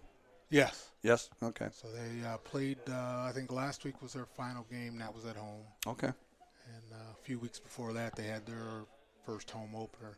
Field looks nice. It's come a long way, and it'll keep getting better. And there's Rucker's kick, and he gets it, and the ball is live. Oh, no. Recovered by number 6 for Wabash. Cannon Chase. Chase is a 6'1", 170-pound wide receiver. From West Baden Springs, Indiana. Baden Springs, Indiana. The ball just obviously it's alive on a kickoff, and you have to cover it, and Hiram did not. So 33 seconds to go. This is plenty of time here for them to. Oh, yeah. Yeah, for Wabash, with that quick passing game, they could get 5 or 6 plays in here in this time. Thompson drops. He looks. He gets out of the pocket. Oh, and he's dropped for a sack. Number 44. I think it's Teray. Yes, Cole Teray. So timeout. He's holding his elbow. Yeah, Teray. Every game we've done this year, Al, Teray has been pretty good force. Okay, let's get some top 25 scores in the second period. Texas over Kansas State 17-0. Clemson over Notre Dame 24-6 in the second period. Dabo was catching some heat this week, so they had to step up. Second period, Ohio State 7, Rutgers 3. And second period, Texas A&M is losing to Mississippi 14-0. So that is what we've got. And those are we got a Tennessee 21, Connecticut 3 second period. So thank you, Doug, for those updates. Yeah. Yeah, Tennessee, Connecticut, yeah. There'll be a lot of eyeballs watching that one. Okay, so Wabash is back out here. 3 receivers to the right. Running back to the right, Thompson. Thompson gets ready for the snap. He drops. He looks. Gets the ball out to Stoller, and Stoller is out at about the 13-yard line. First down. It's a nice little clear-out route where Stoller came underneath, and Thompson dropped the ball off to him. Okay, so Wabash with 19 seconds to go. Stoller, wisely got out of bounds, stopping the clock. Okay, so Thompson gets ready. He looks. Okay, fakes the Campbell. And, he's getting pressure. He's out of the pocket. He's at the 10, 5, and he's in the end zone. So with 10 seconds to go, Liam Thompson adds some more pain to the misery as it's 41-0 in favor of Wabash. And so, at halftime, Hiram will need to figure out how they're going to slow the Thompson train down. Okay. So here comes Rutgers' 6th extra point attempt of the day. And perfect. So it is now 42-0 Wabash. 10 seconds to go in the first half. And, Al, it's been quite a show. It's been one-sided show, but it's definitely been a show. It's been a show, yeah. They've been impressive, though. That'd be a good game next week to see. Would be the DePaul Wabash game. That could be a lot of fireworks for that one.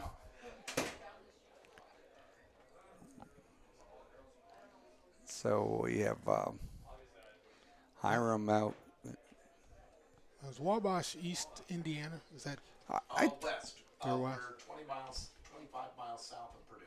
South Okay. of Purdue? Okay. And DePaul? 27 miles south of us. Oh, okay. Okay, so here comes the kick by Rucker. Need some get all their communications together there, guys. Yeah, they're all talking. Yeah.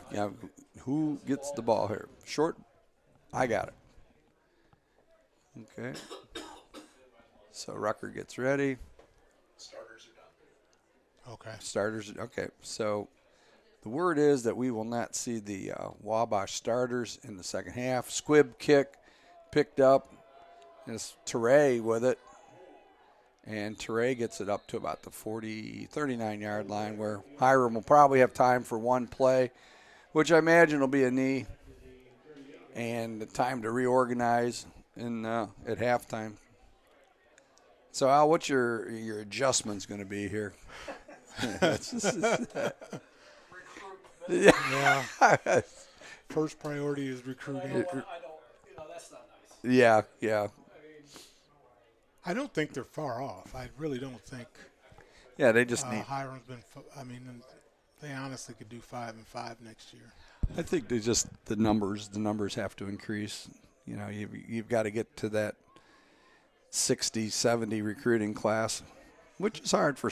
They're 10-yard, 11-yard run there by Hoskins, and he's out over the 50-yard line, and that'll be the end of the first half. So at halftime, we've got the Wabash Little Giants 42 and the Hiram Terriers nothing. And so we will get some commercials here, hopefully get some halftime stats, and we will get going. So, but guys, when you're looking for a shirt or you're looking for a sign, you know where you would go? You go to Signations in Orwell, Ohio. And at Signations, they can do T-shirts for you. They can do signs. They can do banners. Whatever your signage need is, Signations, 11 North Maple Street in Orwell, Ohio. Okay. That used to be the home of Don King. Don King still has his camp out there. I don't know that anything goes on. His palace. Yeah. Driven by it a few times, but there's never see any activity out there. So now, how old is Don King? Don King's got to be, but Yeah. he's got to be up there around 90 years old, I would think. Yeah. Only in America. Yeah, Only only his quote was only in America. Yeah, he should know, right? Yeah, Don King. I don't know if you guys follow boxing very much, but they have a big fight coming up, which you don't hear about that much in boxing anymore. But Tyson Fury, if you've ever seen Tyson Fury, he's 6'8", and he is. I follow him on TikTok. Yeah, he is. He is an interesting guy, we should say. But I will say the one thing that's impressed me with him is he has beaten Deontay Wilder twice and Drew one time. So Wilder is a tough customer. So here are some stats here. Okay. So let's see what we've got for the first half. And we've got so we know the score here. First downs, Wabash 20, Hiram 12. Rushing yards, Wabash 78 yards and Hiram 30. Passing yards at halftime, Thompson already has 354 yards passing, and then Hiram has 99. Thompson is 19 of 21, and Dehata is 11 of 20. Total yards, Wabash has 35 plays for 432 yards. Hiram, 38 plays for 129. Punts, Hiram has had 4 for 42.2 yard average. Chris Miller has done a great job there. Penalties, Wabash 6 for 50. Hiram 3 for 29. Time of possession. Now this is kind of crazy. Wabash has had the ball for 11 minutes and 35 seconds. Hiram, 18 minutes and 25 seconds, yet the score is 42-0 Wabash. So that tells you how quickly that Wabash is getting up and down the field. Third down conversions, Wabash 1 of 2, Hiram 4 of 10. Fourth down, both teams are 1 of 1. And Wabash is 4 for 4 on red zone opportunities. Al, you want to get I'll let you do the stats there for Wabash for rushing. Sure, they have Donovan Sullivan.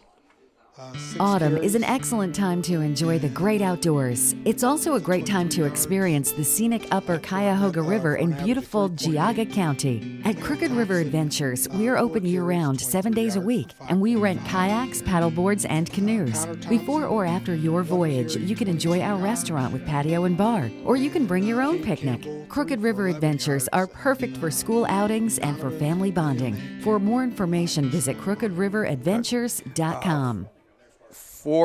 Not much at all. For Hiram, Gabe Hoskins has 7 carries for 23 yards. He's averaged 3.3 yards per carry. Chris Miller with the fake punt, 1 for 18 yards. Edgar Kasinsaki, 3 carries for 1 yard. And Sean Tejada, 6 carries for -2. Okay, and I'll move to Al for passing statistics for Wabash. Sure. Liam Thompson has 19 of 21 passing, 354 yards, three TDs. His longest was 61 yards, and he was sacked 1 time. Okay. Go ahead. And for Hiram, Sean Tejada, 11 of 20 for 99 yards. He has a long of 22, and he has been sacked 3 times. Receiving for Wabash, Al. Cooper Sullivan had 8 targets, 7 receptions, 178 yards. His longest was 61. Derek Allen had 5 targets, 4 receptions, 75 yards. Penn Stoller, 4 targets, 4 receptions, 46 yards. Connor Thompson, 3 targets, 3 receptions, again 46 yards. Derek Allen had 2 receiving TDs, and Cooper Sullivan had 1. Okay.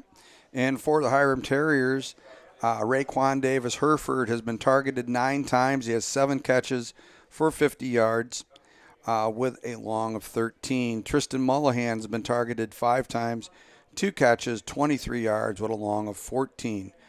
Jarris Green, 3 targets, 1 catch, 22 yards. His long was obviously 22. And Jaden Jennings, 1 catch for 4 yards with his long being 4 yards. Punting, none for Wabash. Chris Miller for Hiram, 4 for 169 for a 42.2-yard average. His long was 54 yards. He had 2 inside the 20 and 2 touchbacks.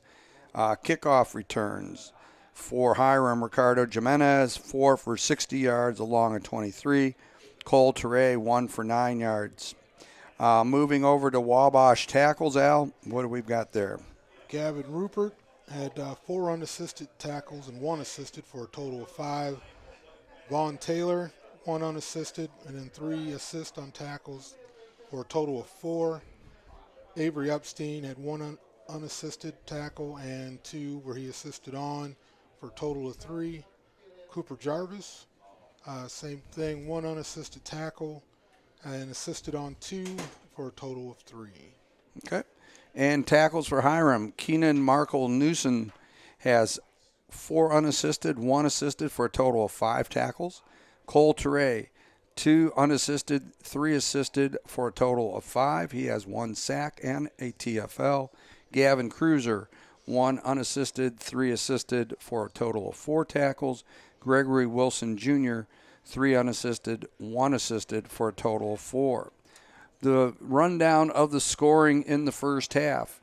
In the first quarter at 8 minutes and 30 seconds, Wabash, Campbell, 4-yard rush. Rutgers' kick was good, and the score was 7-0. First period with 45 seconds to go. Wabash, Allen, 15-yard pass from Thompson.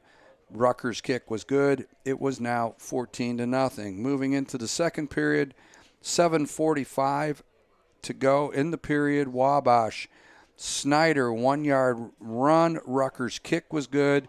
It was now 21-0. Second period, 3 minutes and 30 seconds into it. Wabash, Allen, 26-yard pass from Thompson. Rutgers' kick was good. It was 28-0. Second period, 35 seconds to go. Wabash, Sullivan, 43-yard pass from Thompson. Rutgers' kick was good. It was 35-0. And to finish up the scoring in the first half, it is Wabash at 10 seconds to go. Thompson, 13-yard rush. Rutgers' kick was good. And the score at halftime, 42-0. So, guys, that's in a nutshell where we're at. Let's see if Rick wants to pay a few bills there, and we'll get a couple of our commercials. Autumn is an excellent time to enjoy the great outdoors. It's also a great time to experience the scenic Upper Cuyahoga River in beautiful Geauga County. At Crooked River Adventures, we're open year-round, 7 days a week, and we rent kayaks, paddleboards, and canoes. Before or after your voyage, you can enjoy our restaurant with patio and bar, or you can bring your own picnic. Crooked River Adventures are perfect for school outings and for family bonding. For more information, visit crookedriveradventures.com. Flying around, we will have to see what happens with the Buckeyes there. So, college, what do you think, guys, here with the college landscape with Ohio State? Of course, being number one based on beating Notre Dame and beating Penn State. That was what propelled them into that. But how do you see that college football landscape, Al? I don't believe I support the Buckeyes, but I just don't believe they're number one. Right? To me, they got to play better against the team up north. Yeah. And so I would say they would be justified in maybe second or third, just not first. Right. Now, what do you think as far as the Jim Harbaugh situation?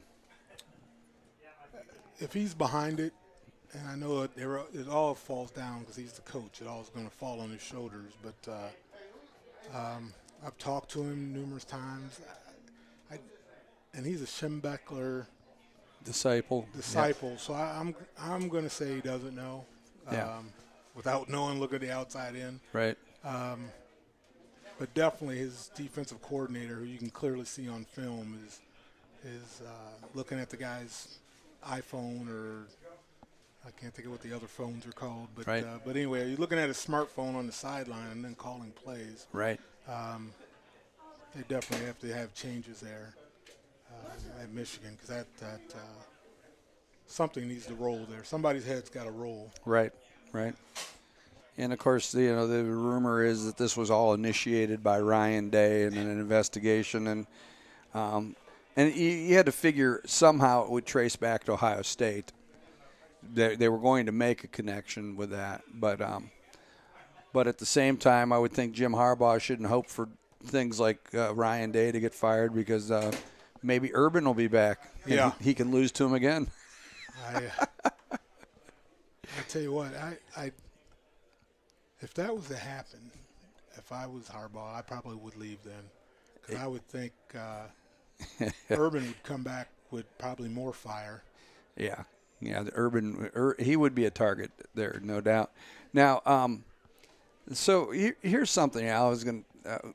This came up on a talk show that I had participated in earlier in the week, and the question was about the dearth of quarterback play in the NFL, how bad it's been at this point. And they were talking about, like, half the guys in the league, you don't even know who they are that are playing quarterback.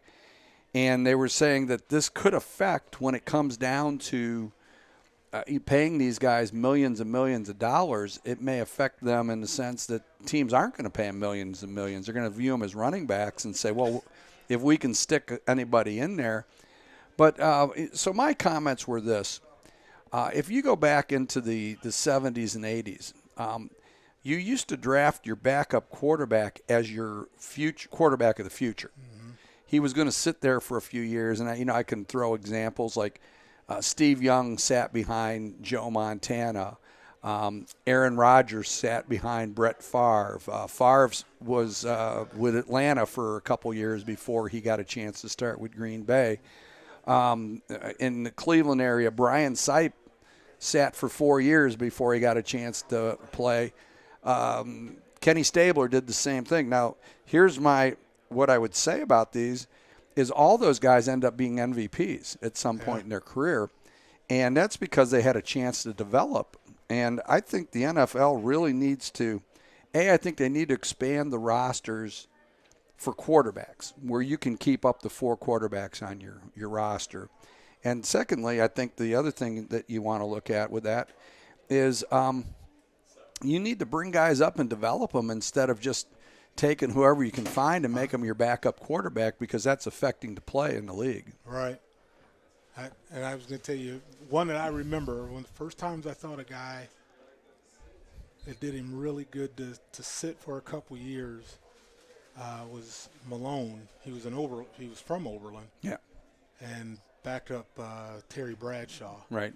And even though I wasn't I've always been a Brownie, but that guy always impressed me because he sat there looking like Tom Selleck all those years. But and then when he come in, he beat my poor Browns, and it just like But he already knew the system. He watched and learned. But I agree, there's got to be some development, and maybe the NFL needs to say, hey, we're going to have an NFL quarterback camp, and we're going to develop in the off season. We're going to bring these guys in, and we're going to teach them, and maybe it creates another stream of quarterbacks that you can rely on to bring into the league. But it is a problem. The league play has not been very good at quarterback this year, and I think that's something that's going to hurt the game if they don't start addressing the quarterbacking situation. See, I think DBs are even questionable too. Well, one guy who called in said that one of the problems is that the play of the offensive lines has been awful, which is causing a lot of attrition with the quarterbacks getting hurt, and that it's been a subpar year as far as offensive line play. And, we could take a look at the Browns and say, well, yeah, it's been kind of the case there. Was the left tackle's fifth year? Yeah. And he's probably the last 2 weeks have been his best games, Jed Wills. Yeah. And I'm not sure what kind of learning program he was on, but It wasn't much. being an O-line coach, that guy was killing me. Yeah. he was really giving me ulcers. Well, there was a popular rumor there with the Browns trying to obtain Colton Miller from the Raiders. They said the Raiders were going to go into a fire sale.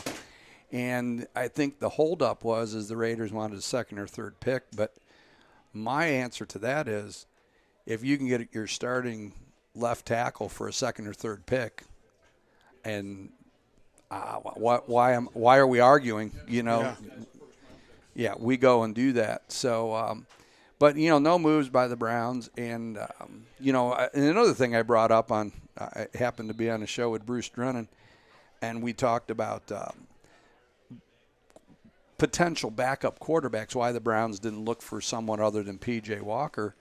And, I brought up a guy, which I know some people poo-poo it, but he has a winning record in the league. He has 82 touchdowns and 47 interceptions, is Nick Foles. Yep.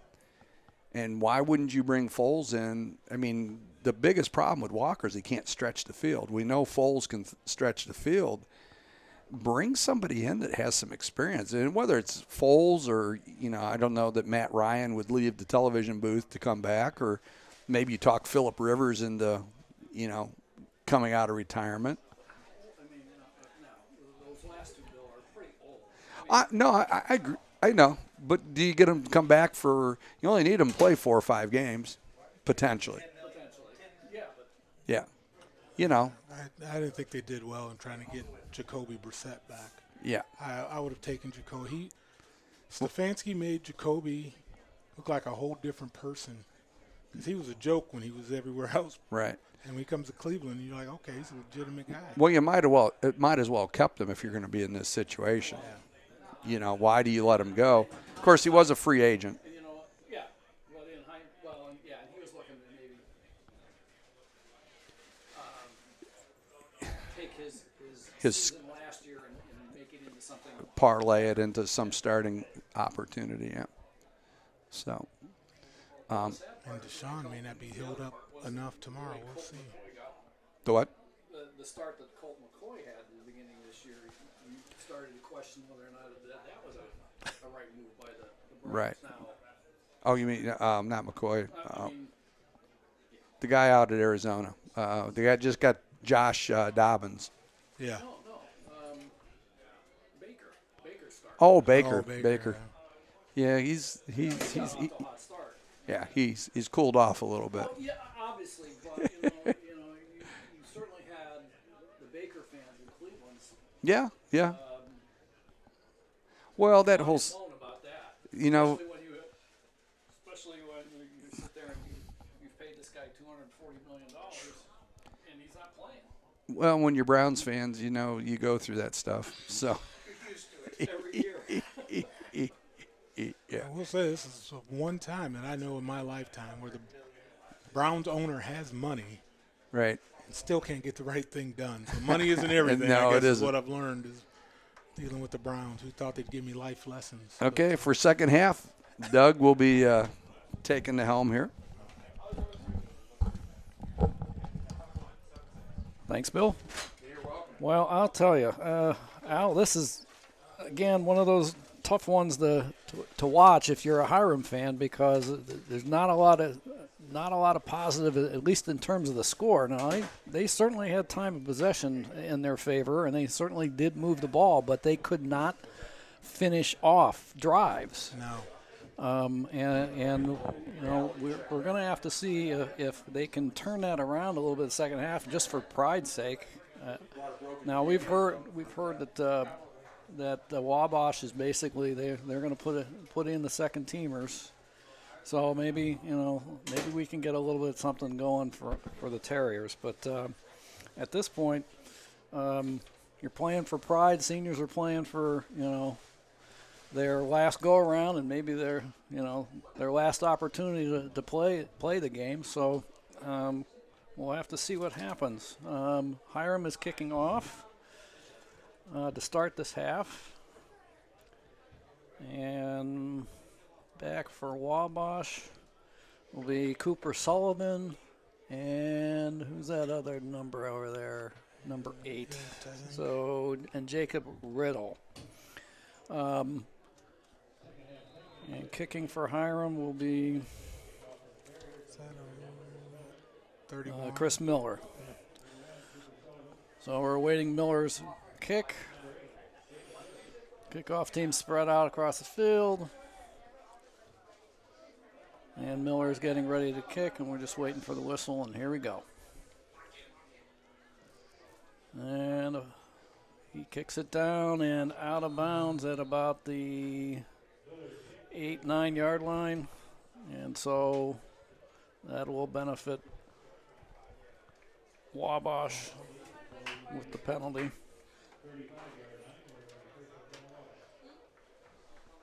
So I don't want to rule out all hope, but last night Gahanna was up. Was it 35 points and barely won last night? Well, yeah, And There was some crazy scores last night. there was things there was happen. So let's see. So looking at what we have going here with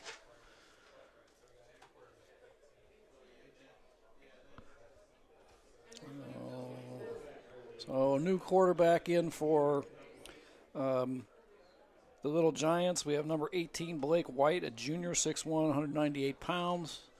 And hands the ball off to number 20. Yep, Xavier Tyler out of Evansville, Indiana. So, and Tyler picks up about 6 yards. And we just have almost a whole new offensive set, it looks like, from Wabash. So we'll get you the numbers as we go along here. So we have number 18, Blake White, a quarterback. We have number 22, Xavier Tyler, as the running back. And looking here, we have sort of a trip formation tight to the left. Hand off, or pitch back to Tyler. Tyler off the left side, and he gets the first down. Nice little run there. I have a feeling we're going to see a lot of running this half. I mean, they're just going to run. They're going to run the clock, and they're going to attempt to just get the game over with. Get out of here. I mean, they've got a big game next week against DePaul. They want anybody hurt. They want to. 2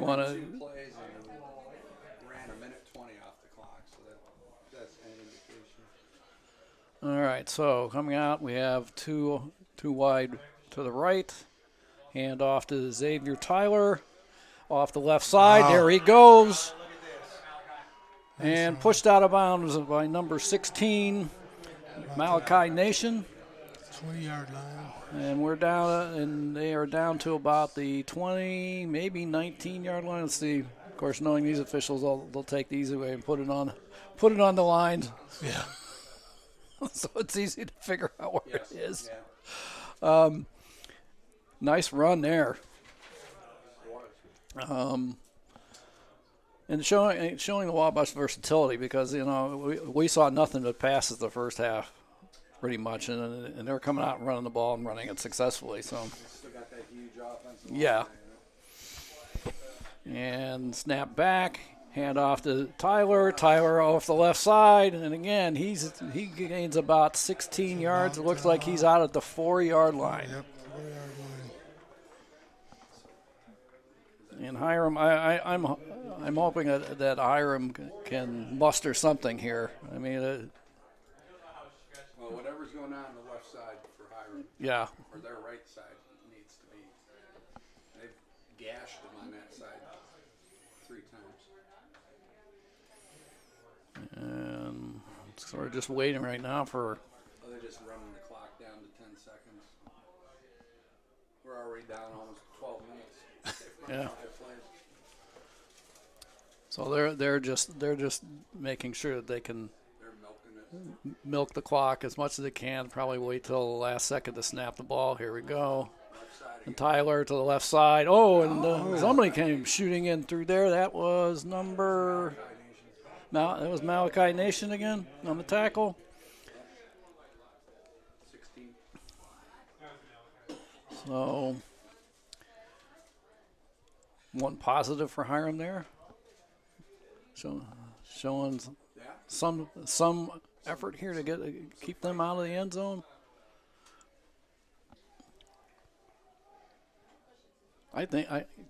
Quite frankly, I look at that offensive line. I think they look bigger this half than what we saw the first half. A couple of these guys are freshmen. Ooh, bad snap. Oh. Somebody tackle him. There we go. All right, got him down. So that. Oh.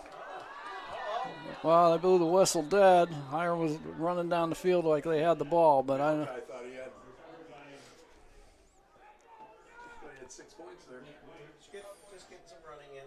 yeah, Getting his steps in. nice conditioning. So miscue by the quarterback there, or by the center. His little snap was high, went over his head. So we have a third down, and we're looking at the ball at the 8-yard line. Ball at the 8-yard line. And again, 2 out to the right.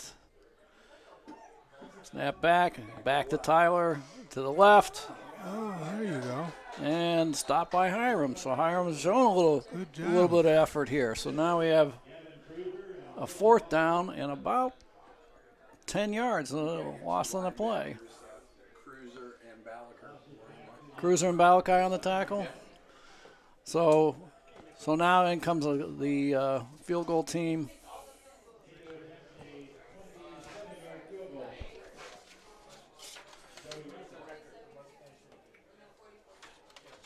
I'm sure that's not what Coach Morrell was looking for there. No. Especially after gashing on the left side, and all of a sudden, Hiram stepped up. And the kick is good. So we are now looking at a 45-0 score with 9:15 left in the third quarter. All right. And 5 minutes and 45 seconds off the clock.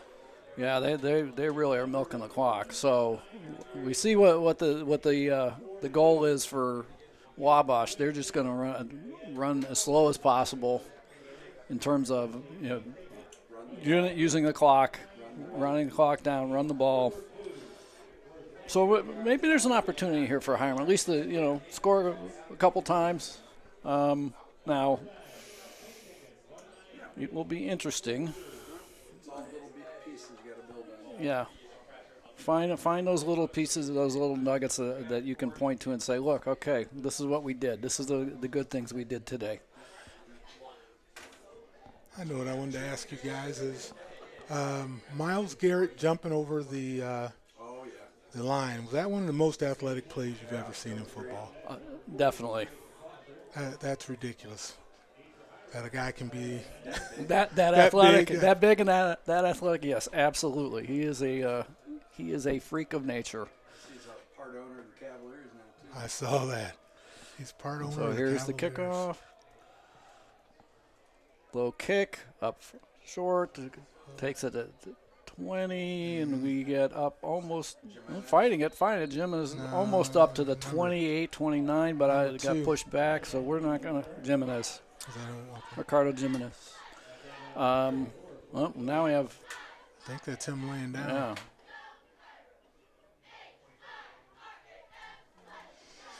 Well, that would be unfortunate. I mean, he's in some pain. That Miles is ridiculous. I was impressed with him, looking like the Jeeper Creeper monster. And when he come walking in, and then last year he was, I think, Vecna from Stranger Things. Yes. He's he puts a lot of work into his costumes for Halloween. And Jimenez. It looked like he was about to walk off. Walking a little gingerly. Yep. But his arms they're freakish. Oh, yeah. And I've been around bodybuilders. I tried to call myself one for a while, but his ankles never though, got that big. his ankles though are unbelievable because of the way he gets his body when he's trying to turn and bend and he can get around people. It's amazing. All right, so Hiram, we have 2 out to the left, 1 out to the right. Hand off to flagged him. Another flag. Yeah, 51's pleading his case out there. So handoff was to Hoskins, but we have a flag on the play. It looks like we'll be taking that back for a hold.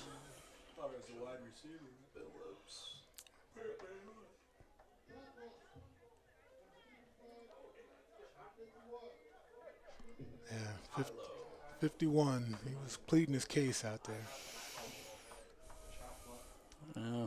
We are He's pleading still- now he's pleading the case to the coaches.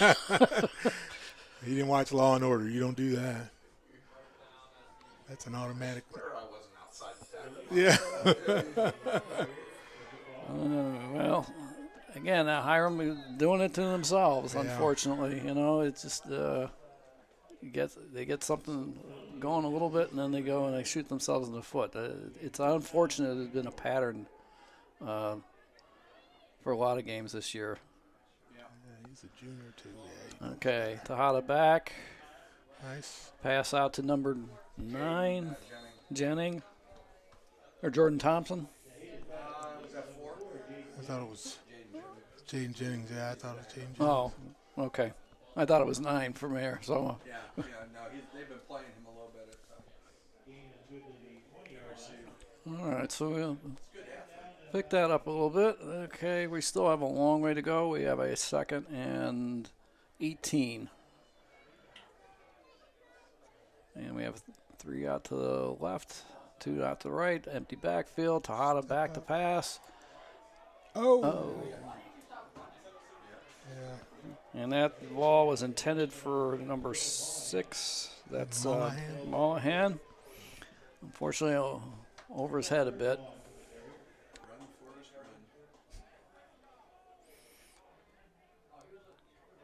So now 3rd down and 18.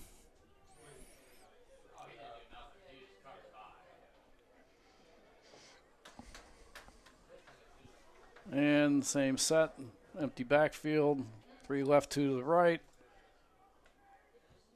Waiting for the snap. Tejada gets the ball, steps back a little bit. Run. Now he's running for his life again. Here he goes. But got back to like the original line of scrimmage that time on that.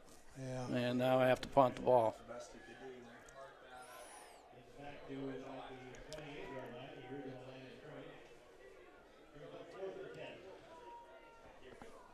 So we have Miller back to punt again. This is Jacob Riddle to return. Jacob Riddle, number 8, is the return man.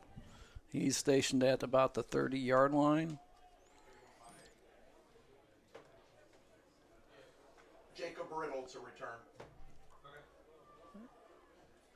Now the ball, gets it off. Short punt, gets a Hiram bounce. He's getting away from the Riddle away from the ball. What's he trying to do? Come on, a little bit of wind here. It's like a 49-yard punt. Okay, so about a 49-yard punt, and we will see the Little Giants taking over at the 21-yard line. Miller can do as a punter. He gets that ball and turn over. He gets legs. And Yeah.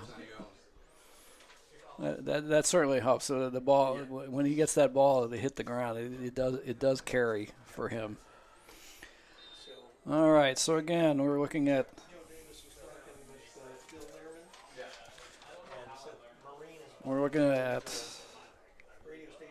Blake White back at the quarterback. Hand off to number 48 this time. Nice tackle.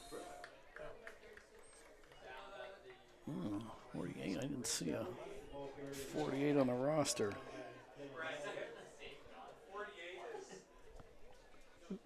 Yeah, who's 48? Who is it? Yeah, I'm looking. They just sent me. Depends on Oh, who your co-host is. Yeah, I'm not really sure who carried the ball. He's not on our roster now. My co-hostesses. Yeah. It's Xavier Tyler, 22. He has a torn jersey. Oh, geez. So he's Well, at they- 48 now.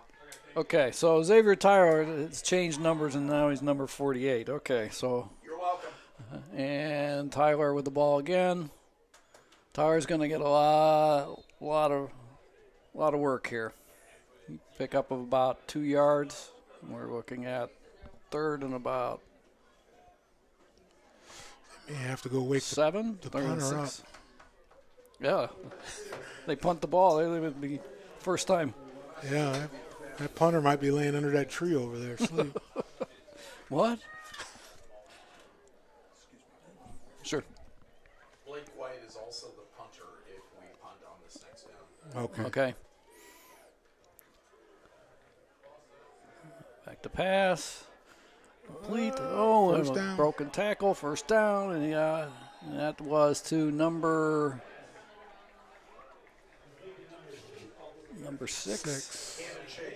Cannon Chase. So, it was a short route, and he caught the ball right in front of the yard marker, and then turned and spun around, and then broke a tackle and moved it out even further. So now the ball is on the 42-yard line of Wabash.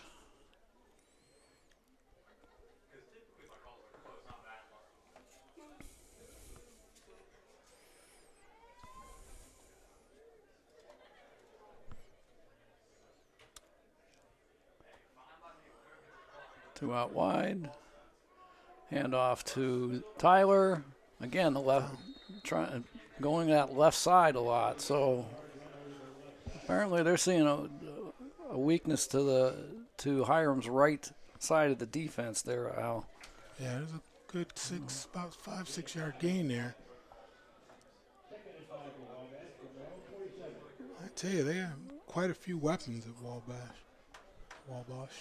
Well, they certainly, their line is just. I don't know that there's as many. I look at their line and there may be one or two kids on the entire Hiram team that are of the size that I'm seeing of some of those guys on the line out there.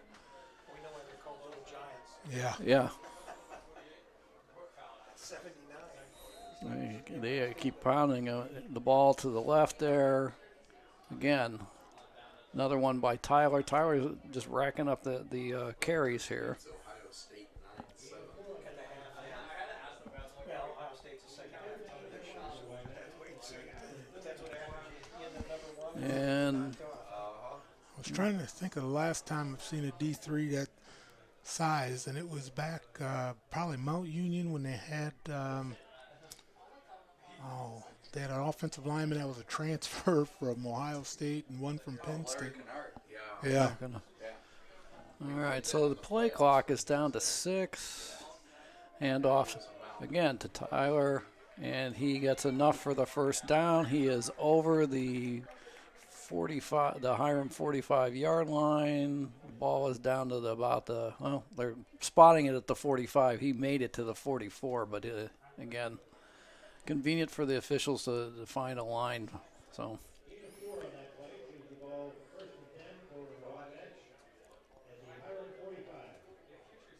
Yeah, they're consistently waiting until that play clock is down to the single digits before they even snap the ball. Yeah. So.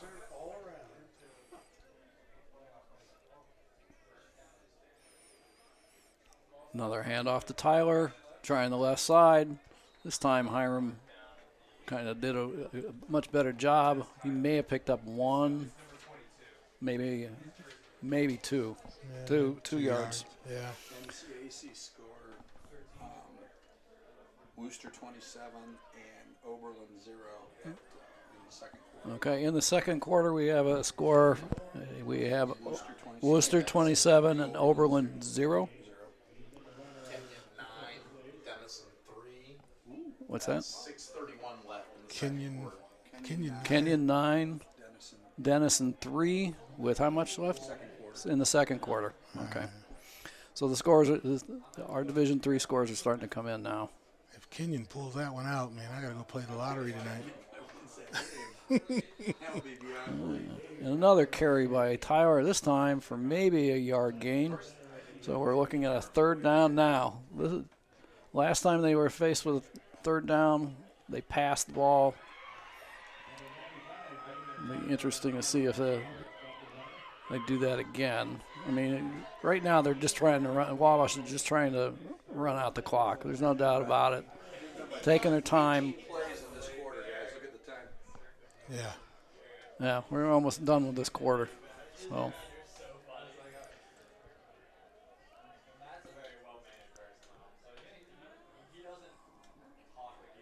Snap back. Oh, and he skipped it in. So we may actually see a punt this time. We'll see. It's fourth down and about 7. Ball is on the 42-yard line. Oh, and they are bringing in the punting team, so this will be interesting. And in this case, Blake White is also the punter, so I don't know that they'll go for a fake here, but White, the quarterback, is the punter, so you never know. Well, you're in that position where you can. Yeah. I don't know why they would, though. No, I think that would be rubbing Hiram's, rubbing it in Hiram's face. And the ball's up, and it lands, and it kicks back a little bit, and the ball's looking like about the 15-yard line where Hiram will take over.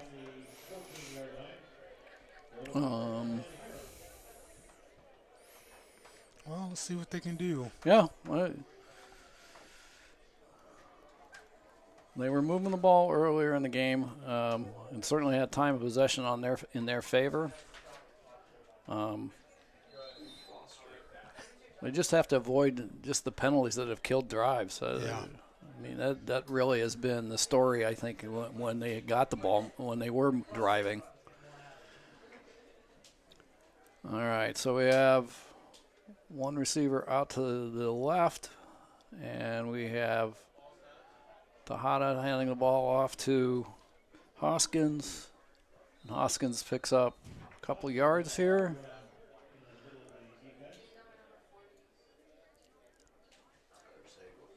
Unfortunately for Hiram right now, based on field position, I think they're trying to be a little cautious about throwing the ball. Yeah.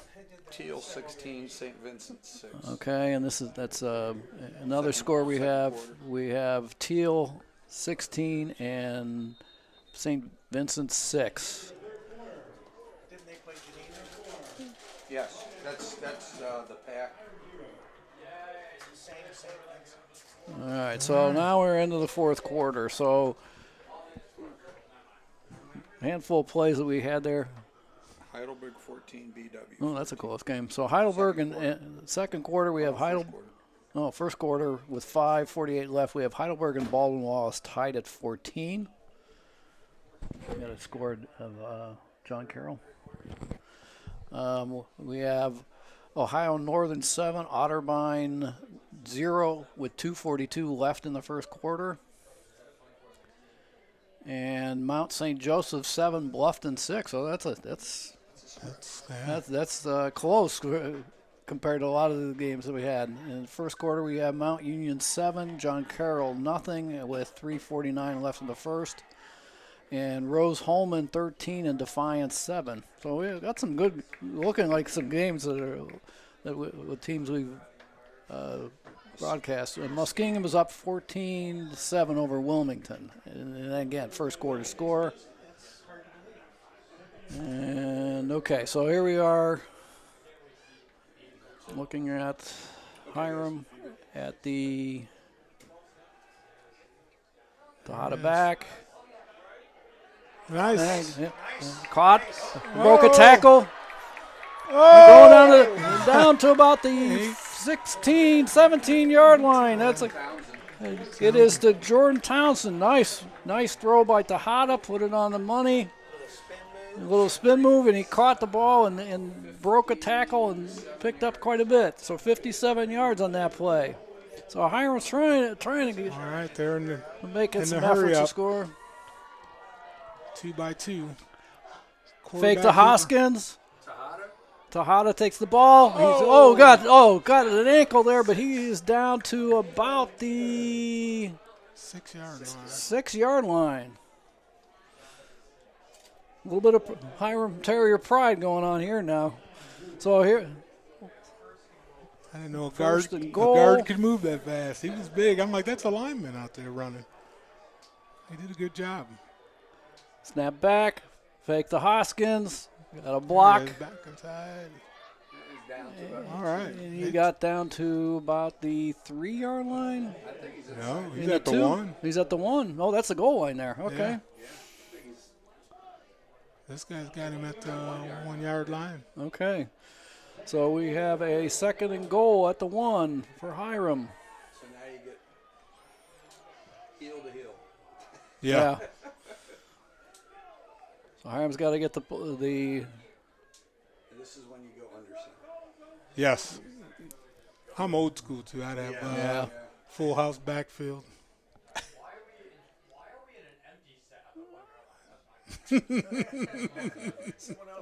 Yeah, there he is. touchdown, number 4. So that is to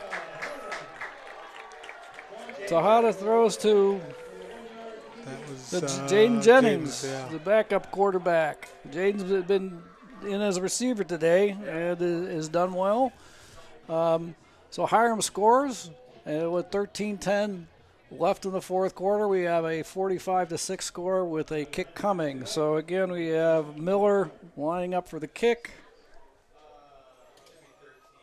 and Mollahan holding. Ball down, kick up, and it's good. So now with 13:10 left in the fourth quarter, it is 45 Wabash Little Giants 45, Hiram Terriers 7. Well, there's one piece of the positive news for Hiram today. So see what how they can build on that. Periods off. It was Yeah, First period they played pretty well, and then right. second and third we not so. I thought they played okay in the second. They moved the ball in the second quarter too. They just didn't. Couldn't finish. They couldn't finish, and they couldn't stop Wabash.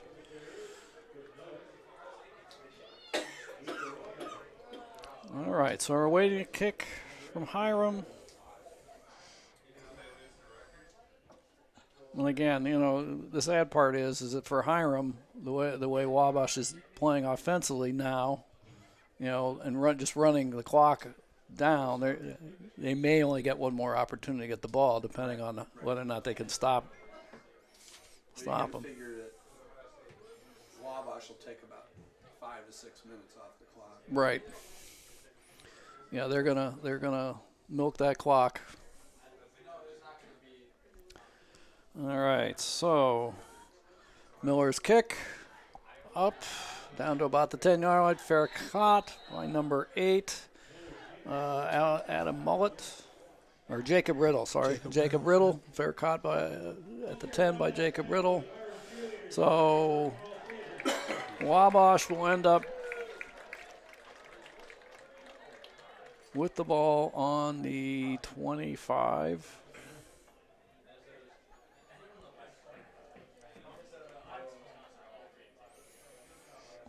Got some new. Some white jerseys out there, really white jerseys out there Yeah. now. So, okay, so we have Tyler in the backfield along with the quarterback, Blake White, and hand off to Tyler right up the middle. and he picks up about 5. Back on that left side. Yeah. Yeah. Yeah, they obviously feel there's a weakness on Hiram's right side of the defensive line, so they keep pounding that ball right there.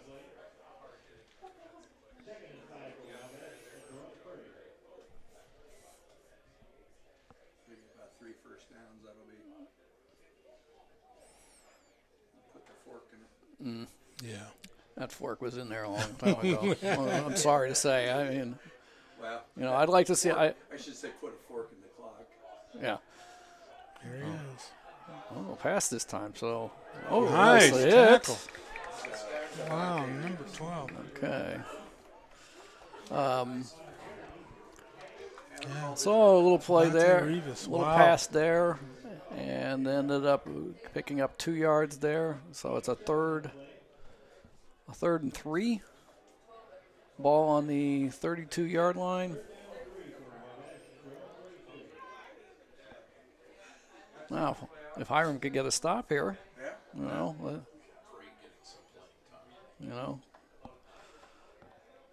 Well, again, they're waiting to get the call in from the side, taking their good old time on milking that clock. Again, we have White and Tyler in the backfield. Hand off to Tyler, and Hiram did stop it. Yeah. Well, a little second effort there, got it close. More than one, less than one. Maybe. Yeah.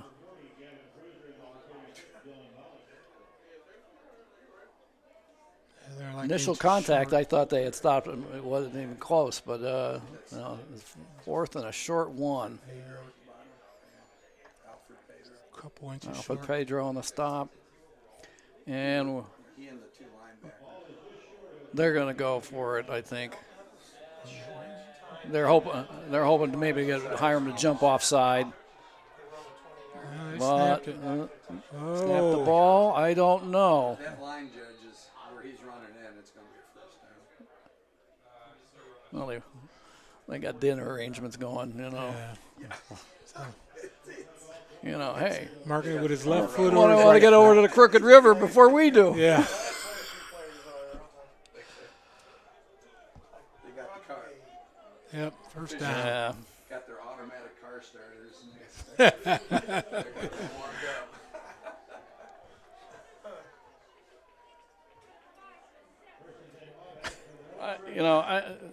Did you have to park very far from here?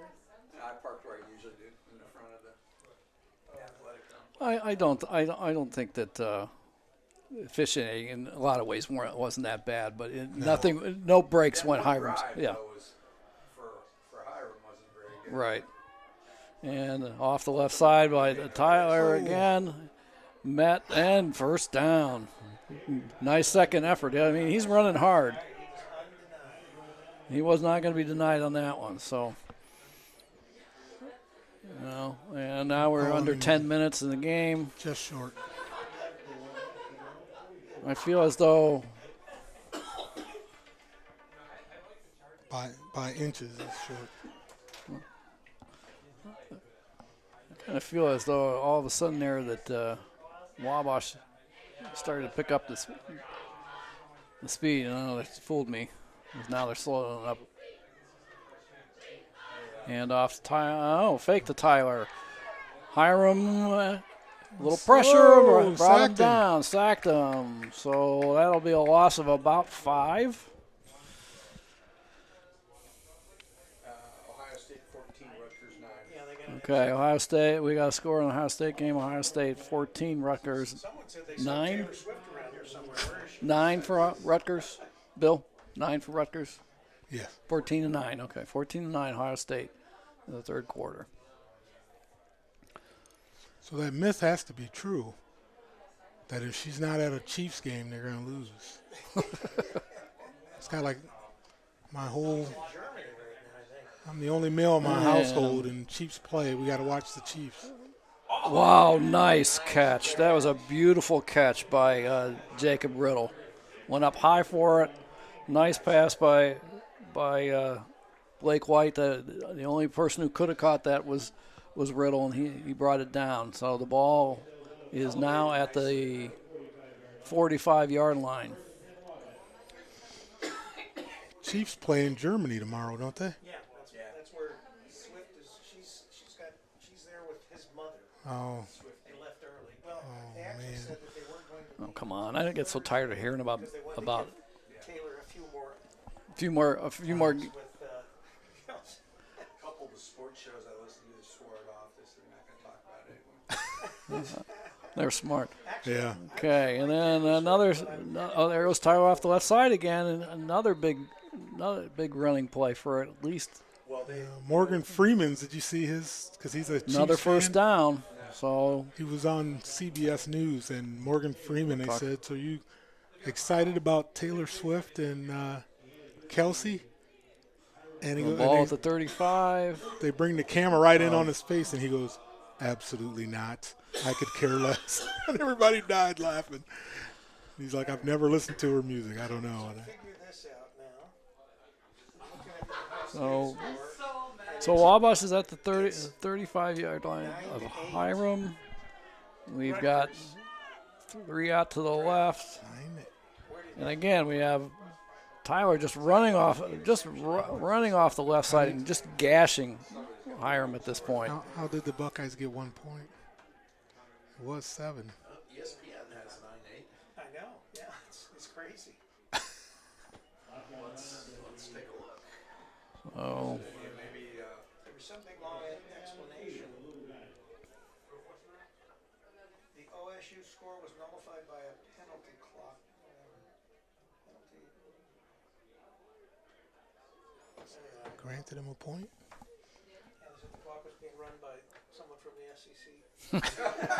Oh, and they just got a 5th down. Yeah. Exactly right. so we're looking at a 2nd and 2. Another handoff to Tyler. There's a flag. A flag on the play. It's by the line judge, so offsides are holding. Waiting on the call. PAC score Waynesburg 14, Bethany 6. Second quarter. And Bill has told us that we're looking at a PAC score. Waynesburg 14. Waynesburg 14, Bethany 6. Second quarter. Waynesburg 14, Bethany 6, second quarter. It's a legal procedure on Wabash. So, legal procedure on Wabash moves the ball back. We now have a 2nd and 7. Second quarter, Worcester 34, Overland 0. We have a Worcester score, Worcester 27, Overland 0.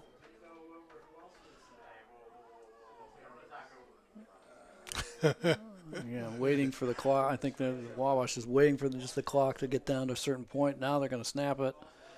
And Tyler gets the ball.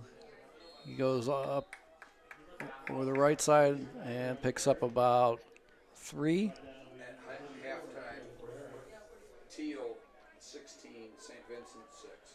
Halftime score, Teal 16, 16 and St. Vincent. and St. Vincent is 6, 16 to 6 in favor of Teal. Ohio State's now 14 to 9 again over Rutgers. They overturned. Okay, so 3rd and about 4. We have 3 off here to the left, 1 out to the right, and Tyler back. And no, and an uncharacteristic incomplete pass by White. He got the ball and sprinted towards his right and then tried to shovel pass it, and it didn't make the connection. Heidelberg 21, BW 14. So we have a score: Heidelberg 21, BW 14 Second quarter. in the second quarter. That would be the 4th incomplete pass by Wabash this afternoon. Only 4 incomplete passes for Wabash. That's pretty good. Yeah, that's pretty good. 2 out left, 2 out right. Ball back. And they hit number 17. 17. So 17 is Austin Pickett, a sophomore from Vandersburg, Indiana. And then a new first down, and they are down. Wabash is down to about looks like the 5, just inside the 5, maybe the 4-yard line. 4-yard line. Second quarter, Mount St. Joseph 14, Bluffton 6. In the second quarter, we have Mount St. Joseph 14, Bluffton 6. Mount Union 7, John Carroll 7. We have a tie score, Mount Union 7, John Carroll 7. That's a big game in the OIC. Here we go. I think Coach Morrell wants the second teamers to score here. So Tyler gets the ball. Buddy is hit at the line. I don't think he really gained much there. He lost a yard. Second quarter, Rose Holman 22, Defiance 13. In the second quarter, we have Rose Holman 22, Defiance 7? 13. 13, sorry. Second quarter, Wilmington 14, Muskingum 14. Second quarter, we have a tie between Wilmington and Muskingum. That's 14 apiece.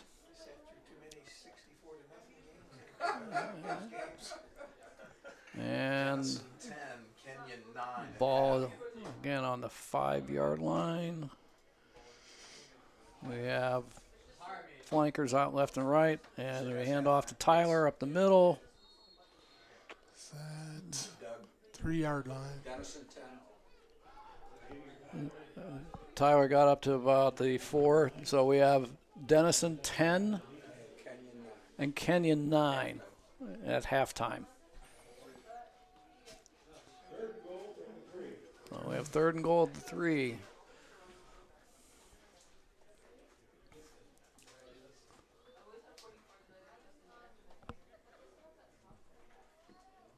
I will say that, again, we're back to watching Wabash just milk that clock, milk that clock. Almost 8 minutes. Yeah. The clock since they got So time of possessions is definitely going to change into Wabash's favor second half. And Tyler off to the left side, In. and he is in. Nice. That's what Coach Morrow wanted to see. He wanted to see the second teamer score a touchdown. So he got what he wanted. So score now is 51-7 with 2:20 left in the game. Starting at WW. Uh, Be out there throwing the chairs upstairs now. Yeah.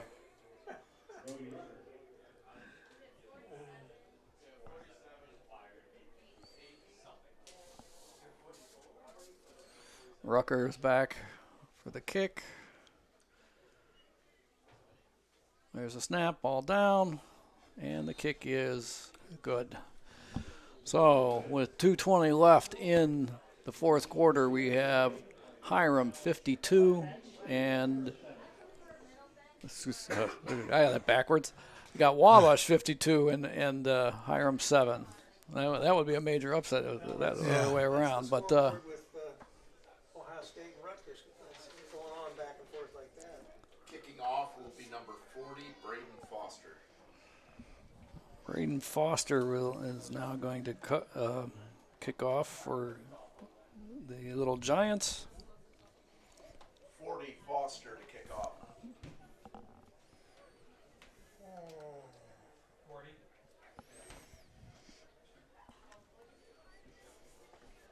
So this is Braden Foster's first opportunity today to kick.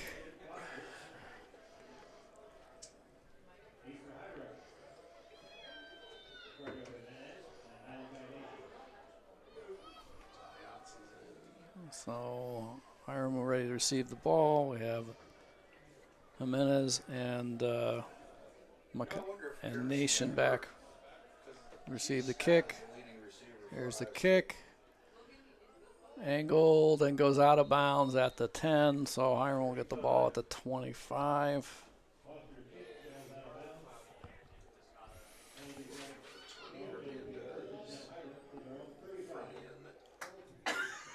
Well, this this will probably be Hiram's last chance of running the offense this year. We'll see if they can muster anything.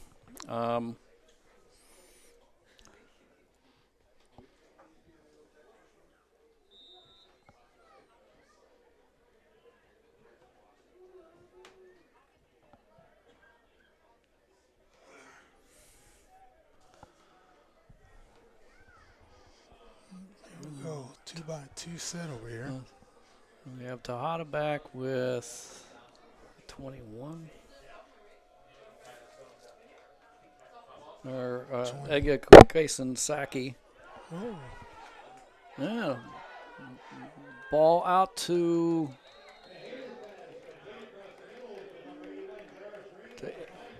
81 to Jarris Green. Another big play for Jarris.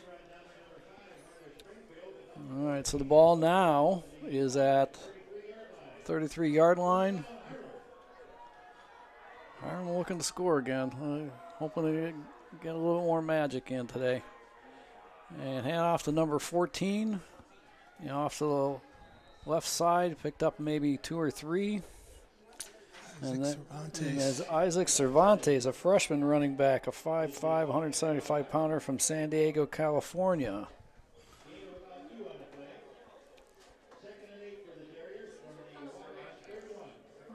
Okay. Cervantes in the backfield behind Tejada.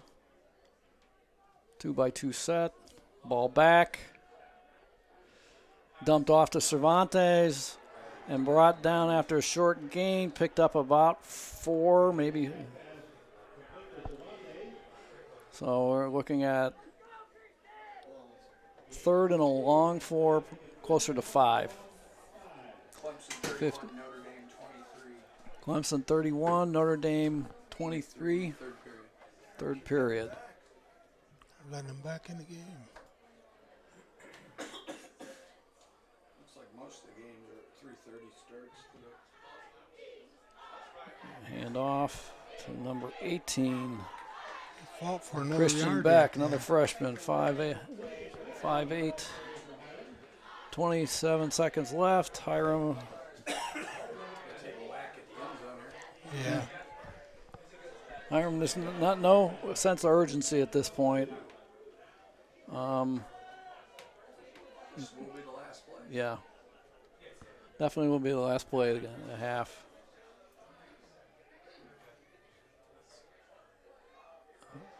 There he is, across the middle. And touchdown. So Davis Herford scores. Yep. Yeah, touchdown on the last play of the game. Yeah, good for him. Good for Tejada, too. Yep. So the two seniors finishing up with a touchdown on their last play here at Hiram. And on for the kick again will be Miller. Let's say if we gone to review, Instant replay, what's it say? New York is looking at this.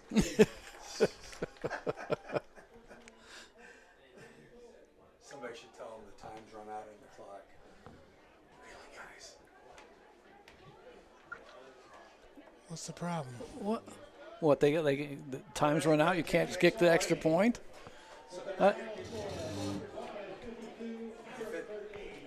I find that. Well, how does that work? If it's scored during regulation, they have to be extra. That does. I'll tell you what, the bookies in Vegas will be crazy about this. Yeah. Yeah, you know they're betting on this game, Vince. Well, there you have it. The final score. The extra point apparently is not going to be kicked, so we end up with a final score of Hiram 13, Wabash Little Giants 52. We're waiting for the final stats and try to get a few more scores out to you guys before we leave today. Yeah.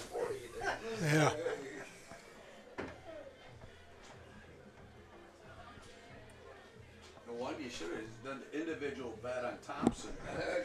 Really? Over under on 300. He did it in the first half. Yeah, He did. 354 yards. Anybody want donut? Oh my. Well, so the final this was the final game for Hiram this year. Seniors will be off, looking to matriculate out of the little town of Hiram and making their way into the adult world and becoming productive citizens, right? For Wabash, they've got the big game for them is next week against DePaul. It is for the conference championship. It is also whether or not you end up getting into the playoffs. I will say this about Wabash: they were very impressive. Oh, yeah. Their quarterback Thompson is a real deal. He gets rid of the ball quick. He has a quick release. He is able to scan the field real well. His offensive line helps him out a lot, though. So, best of luck to the Little Giants, and hopefully they will. Wabash plays Mount St. Joe. What's that? Wabash plays Mount St. Joe. Who wins? Oof! Wow, that would be a tough one to say. I would go with Mount St. Joseph, mainly because I just think they have so many people they throw at you that they wear you out. But apart from that, there's certainly some interesting games in Division III that are coming up. The big one today in the OIC. The big one in the OIC today is John Carroll and Mount Union. That will, I'm hoping, and this is probably sacrilegious to a lot of people in Ohio, but I would like to see John Carroll win. Well, Mount Union's going to get in one way or another. Yeah. So, really, John Carroll needs to win the game. Yeah. Because they lost to Wisconsin Whitewater earlier. Mm-hmm. By close too, wasn't it by 3 or something? Yeah. 27 or 31-27. 31-27. Yeah, it was a close game. But Carroll led the whole way. That was great. Yeah. Hey, Bill, how about we got some scores while we're waiting to get the stats? I'm looking. See if we got it. Okay. Okay. Let's see. Let me refresh this. Hey, why don't you? Hey, you know what? Just put the headphones on. You got them right there in your hand. Okay. So, and here comes the stats. So we'll look those over while you're getting the scores set. But I'll go over some of this. All right. So, in terms of stats, if we look at first downs, the final score was 52-13. Wabash over Hiram. In terms of first downs, Wabash had 29 first downs to Hiram 16. In terms of rushing, 39 attempts for 190 yards by Wabash. The vast majority of that came in the second half when they were trying to run out the time. For Hiram, 24 attempts for 65 yards. Yards passing, 414 yards passing for Wabash, 224 for Hiram. In terms of completions, 23 of 27, 23 catches for 27 attempts, and Hiram was 17 completions out of 27 attempts. Total offense for Wabash was 604 yards, and for Hiram, 289. In terms of kickoff returns, Hiram had 6 for 78 yards, and Wabash had none. Punts, 1 for 27 yards for Wabash, 5 for 44-yard average for Hiram. Penalty yards, 7 penalties for 55 yards for Wabash, 4 penalties for 39 yards for Hiram. But I would say that that those 4 penalties killed drives for Hiram. Time of possession, Certainly flipped in the second half. Time of possession was 34 minutes and 35 seconds for Wabash to Hiram's 25 minutes and 25 seconds. Third down conversions 5 for 10 for Wabash and 4 of 12 for Hiram. Fourth down conversions 3 of 3 for Wabash, 2 of 2 for Hiram. Red zone chances 6 for 6 for Wabash and 1 for 1 for Hiram. Bill, you got the scores? You want me to keep going with the stats right now? Yeah, give me a second here. Okay. So in terms of rushing, let's look at Wabash's offensive output. Rushing, you had Xavier Tyler. He had 22 attempts in the second half, all in the second half, for 121 yards. So he had a net of 118 because he lost 3 yards in one play. He had 1 touchdown. His long run was 34 yards. He averaged 5.4 yards a carry. Donovan Snyder, 6 carries for 23 yards, 1 touchdown. His long was 7, 3.8 average. Liam Thompson, the quarterback, 4 carries for 23 yards. He had 1 loss, so he had a net of 22 yards. He had 1 touchdown. His long run was 13 yards. His 5.5 average. And Connor Thompson, he had 1 carry for 22 yards. Passing for Wabash, Liam Thompson, 9 of 21, 354 yards, all in the first half, 3 touchdowns, 61 was his long. He got sacked once. Blake White was 4 for 6 in the second half for 60 yards, no touchdowns, 25-yard completion was his longest, and he was sacked 1 time. Receiving, Cooper Sullivan was targeted 8 times with 7 receptions, 178 yards. Yard after catch was 67 yards. He had 1 touchdown. His long was 61. Derek Allen targeted 5 times with 4 catches, 75 yards, 19 yards after catch. He had 2 touchdowns. His long was a 26-yarder. Penn Stoller, the tight end, 4 for 4, 46 yards. 18 yards after the catch, and his long was a 23-yarder. And Connor Thompson targeted 3 times, 3 receptions, 46 yards, 18 yards after the catch, and his long was 29. Punting, Blake White, who was also the quarterback second half, he had 1 attempt for 27 yards, and it was inside the 20-yard line. On Hiram, on the offensive side, Gabriel Haskins for rushing had 8 carries for 28 yards. His long was 11. His had a 3.5 average. Sean Tejada, quarterback, 9 attempts, 43 yards. He had a loss of 20 yards, so he had a net of 23. His longest was for 12 yards. His average was 2.6 yards a carry. Chris Miller, 1 for 18. And Christian Beck, 1 for 3 yards. Passing, Tejada was 17 of 27 for 224 yards and 2 touchdowns. His longest pass reception, or longest yardage was 62 yards. He was sacked 3 times. Receiving, Raycon Davis-Herford, 8 catches on 8 out of 10 targets, 75 yards. 24 yards after catch. He had 1 touchdown. His longest was 25 yards. Jaden Jennings, 3 for 3 for 11 yards and 1 touchdown. His long was 6 yards. Jarvis Green, 2 catches on 4 targets, 54 yards, 17 yards after the catch. His long was a 32-yard reception. And Tristan Mallahan targeted 6 times. He had 2 catches, 19 yards. 3 yards after the catch. His long was a 14-yard reception. Chris Miller, in terms of punting, he punted 5 times for 220 yards, a 44-yard average. His long was 54, and he put 2 inside the 20-yard line. He also had 2 that were touchbacks.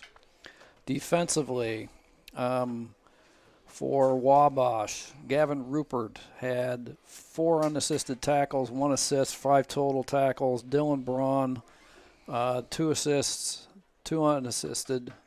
4 total tackles. Vaughn Taylor, 1 unassisted tackle with 3 assists for 4 total tackles, and Avery Epstein, 1 unassisted with 2 assisted tackles for a total of 3.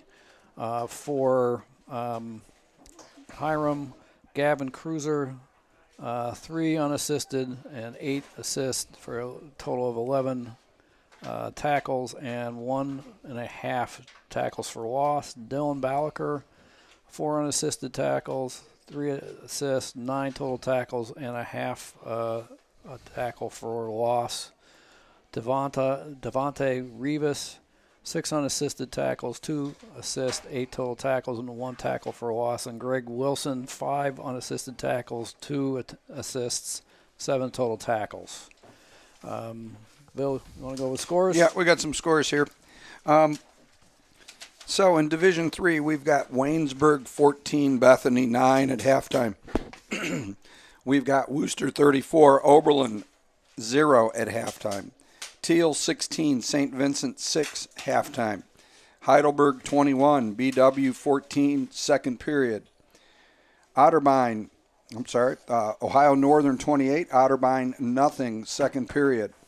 Also in the second period, Mount St. Joseph 28 and Bluffton 6. Second period, Mount Union 14, John Carroll 7. Second period, Rose Holman 29, Defiance 13. Second period, Wilmington 21, Muskingum 21. In Division 1, Ohio State 21, Rutgers 9 in third period. Going into the fourth period, Clemson 31, Notre Dame 23. Going into the fourth period, Texas 27, Kansas 14. In the first period, Utah 14, Arizona State 3. And also in the first period, undefeated Air Force and Army are tied 0-0. So that is our rundown of the scores. Our great thanks here to Hiram for having us come in and do the game of the week here. We had a good time doing the games, and we hope to see them in the future. And, continued success to Coach Rosinski. I think he's got some good components, and it's a tough place to build at Hiram. Yes. Being a graduate from Hiram, it's just one of those places that you got to love it to be here. Right. And so hopefully he's going to get a lot more kids to love it and get them in here and get those recruits coming. We did see a lot of letter jackets in the stands today. So I think that spells good things for the Terriers. It's a step-by-step process. Yeah. So. Yeah, and I give them credit because they certainly could have rolled over, and just played out the game and been rolled over. Yeah, and they didn't. They could have. They certainly hung in there. Even though sometimes they gave up scores in the second half, they had stands, some goal line stands that they were forced Wabash to actually have to really think about what they were going to run to get into score. So I agree. And, although we did not see the homecoming game against Oberlin, that last game was the best game I saw Sean Tejada all year. Mm-hmm.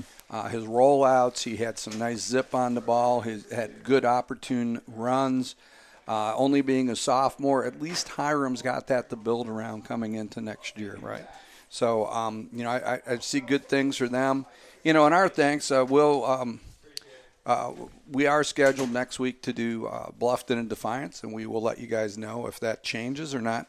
But, our thanks to all the schools that have allowed us to come in this year. Yes. I really have enjoyed being on the broadcast, going to these Division III schools, seeing what they have to offer, seeing the kids who don't get scholarships, who have to sacrifice more in some ways than the kids that are at the big Division I schools to play the games that they love. So. And shell out a lot more money in a lot of cases too. Yeah.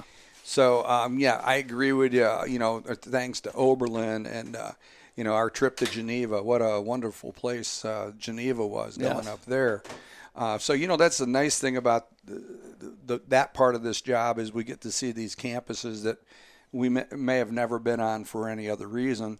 And, we've seen some good football. We've seen, met some really good people. Right. And our congratulations to everybody that does play Division III football because you are being recognized, and that's why Campus Nation is here trying to bring it to other people. So you get that opportunity at least once in a while to be on the big screen, so to speak. Yes. So, Bill, it's been an honor working with you this year, and hopefully we have a few more games that we'll be able to do, whether they are Division III or club football for the rest of the season. But it's been great. Yeah. Yeah, and here Al.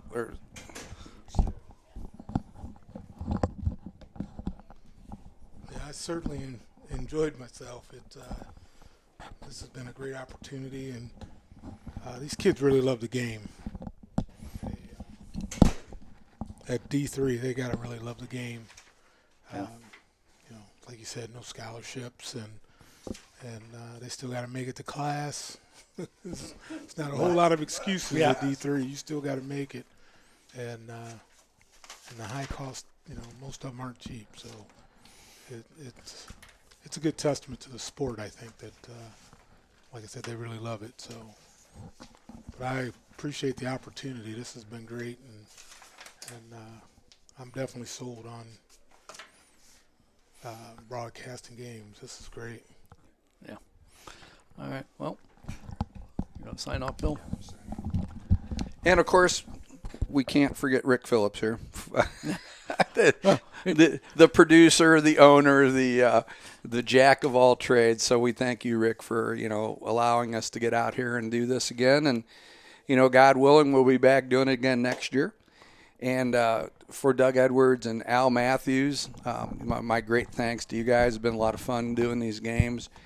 And we will see you next week, hopefully. We'll see you somewhere next week, whether it be in Columbus or out at Defiance. So for Rick Phillips, Doug Edwards, Al Matthews, I am Bill Rayback. Good night, everyone.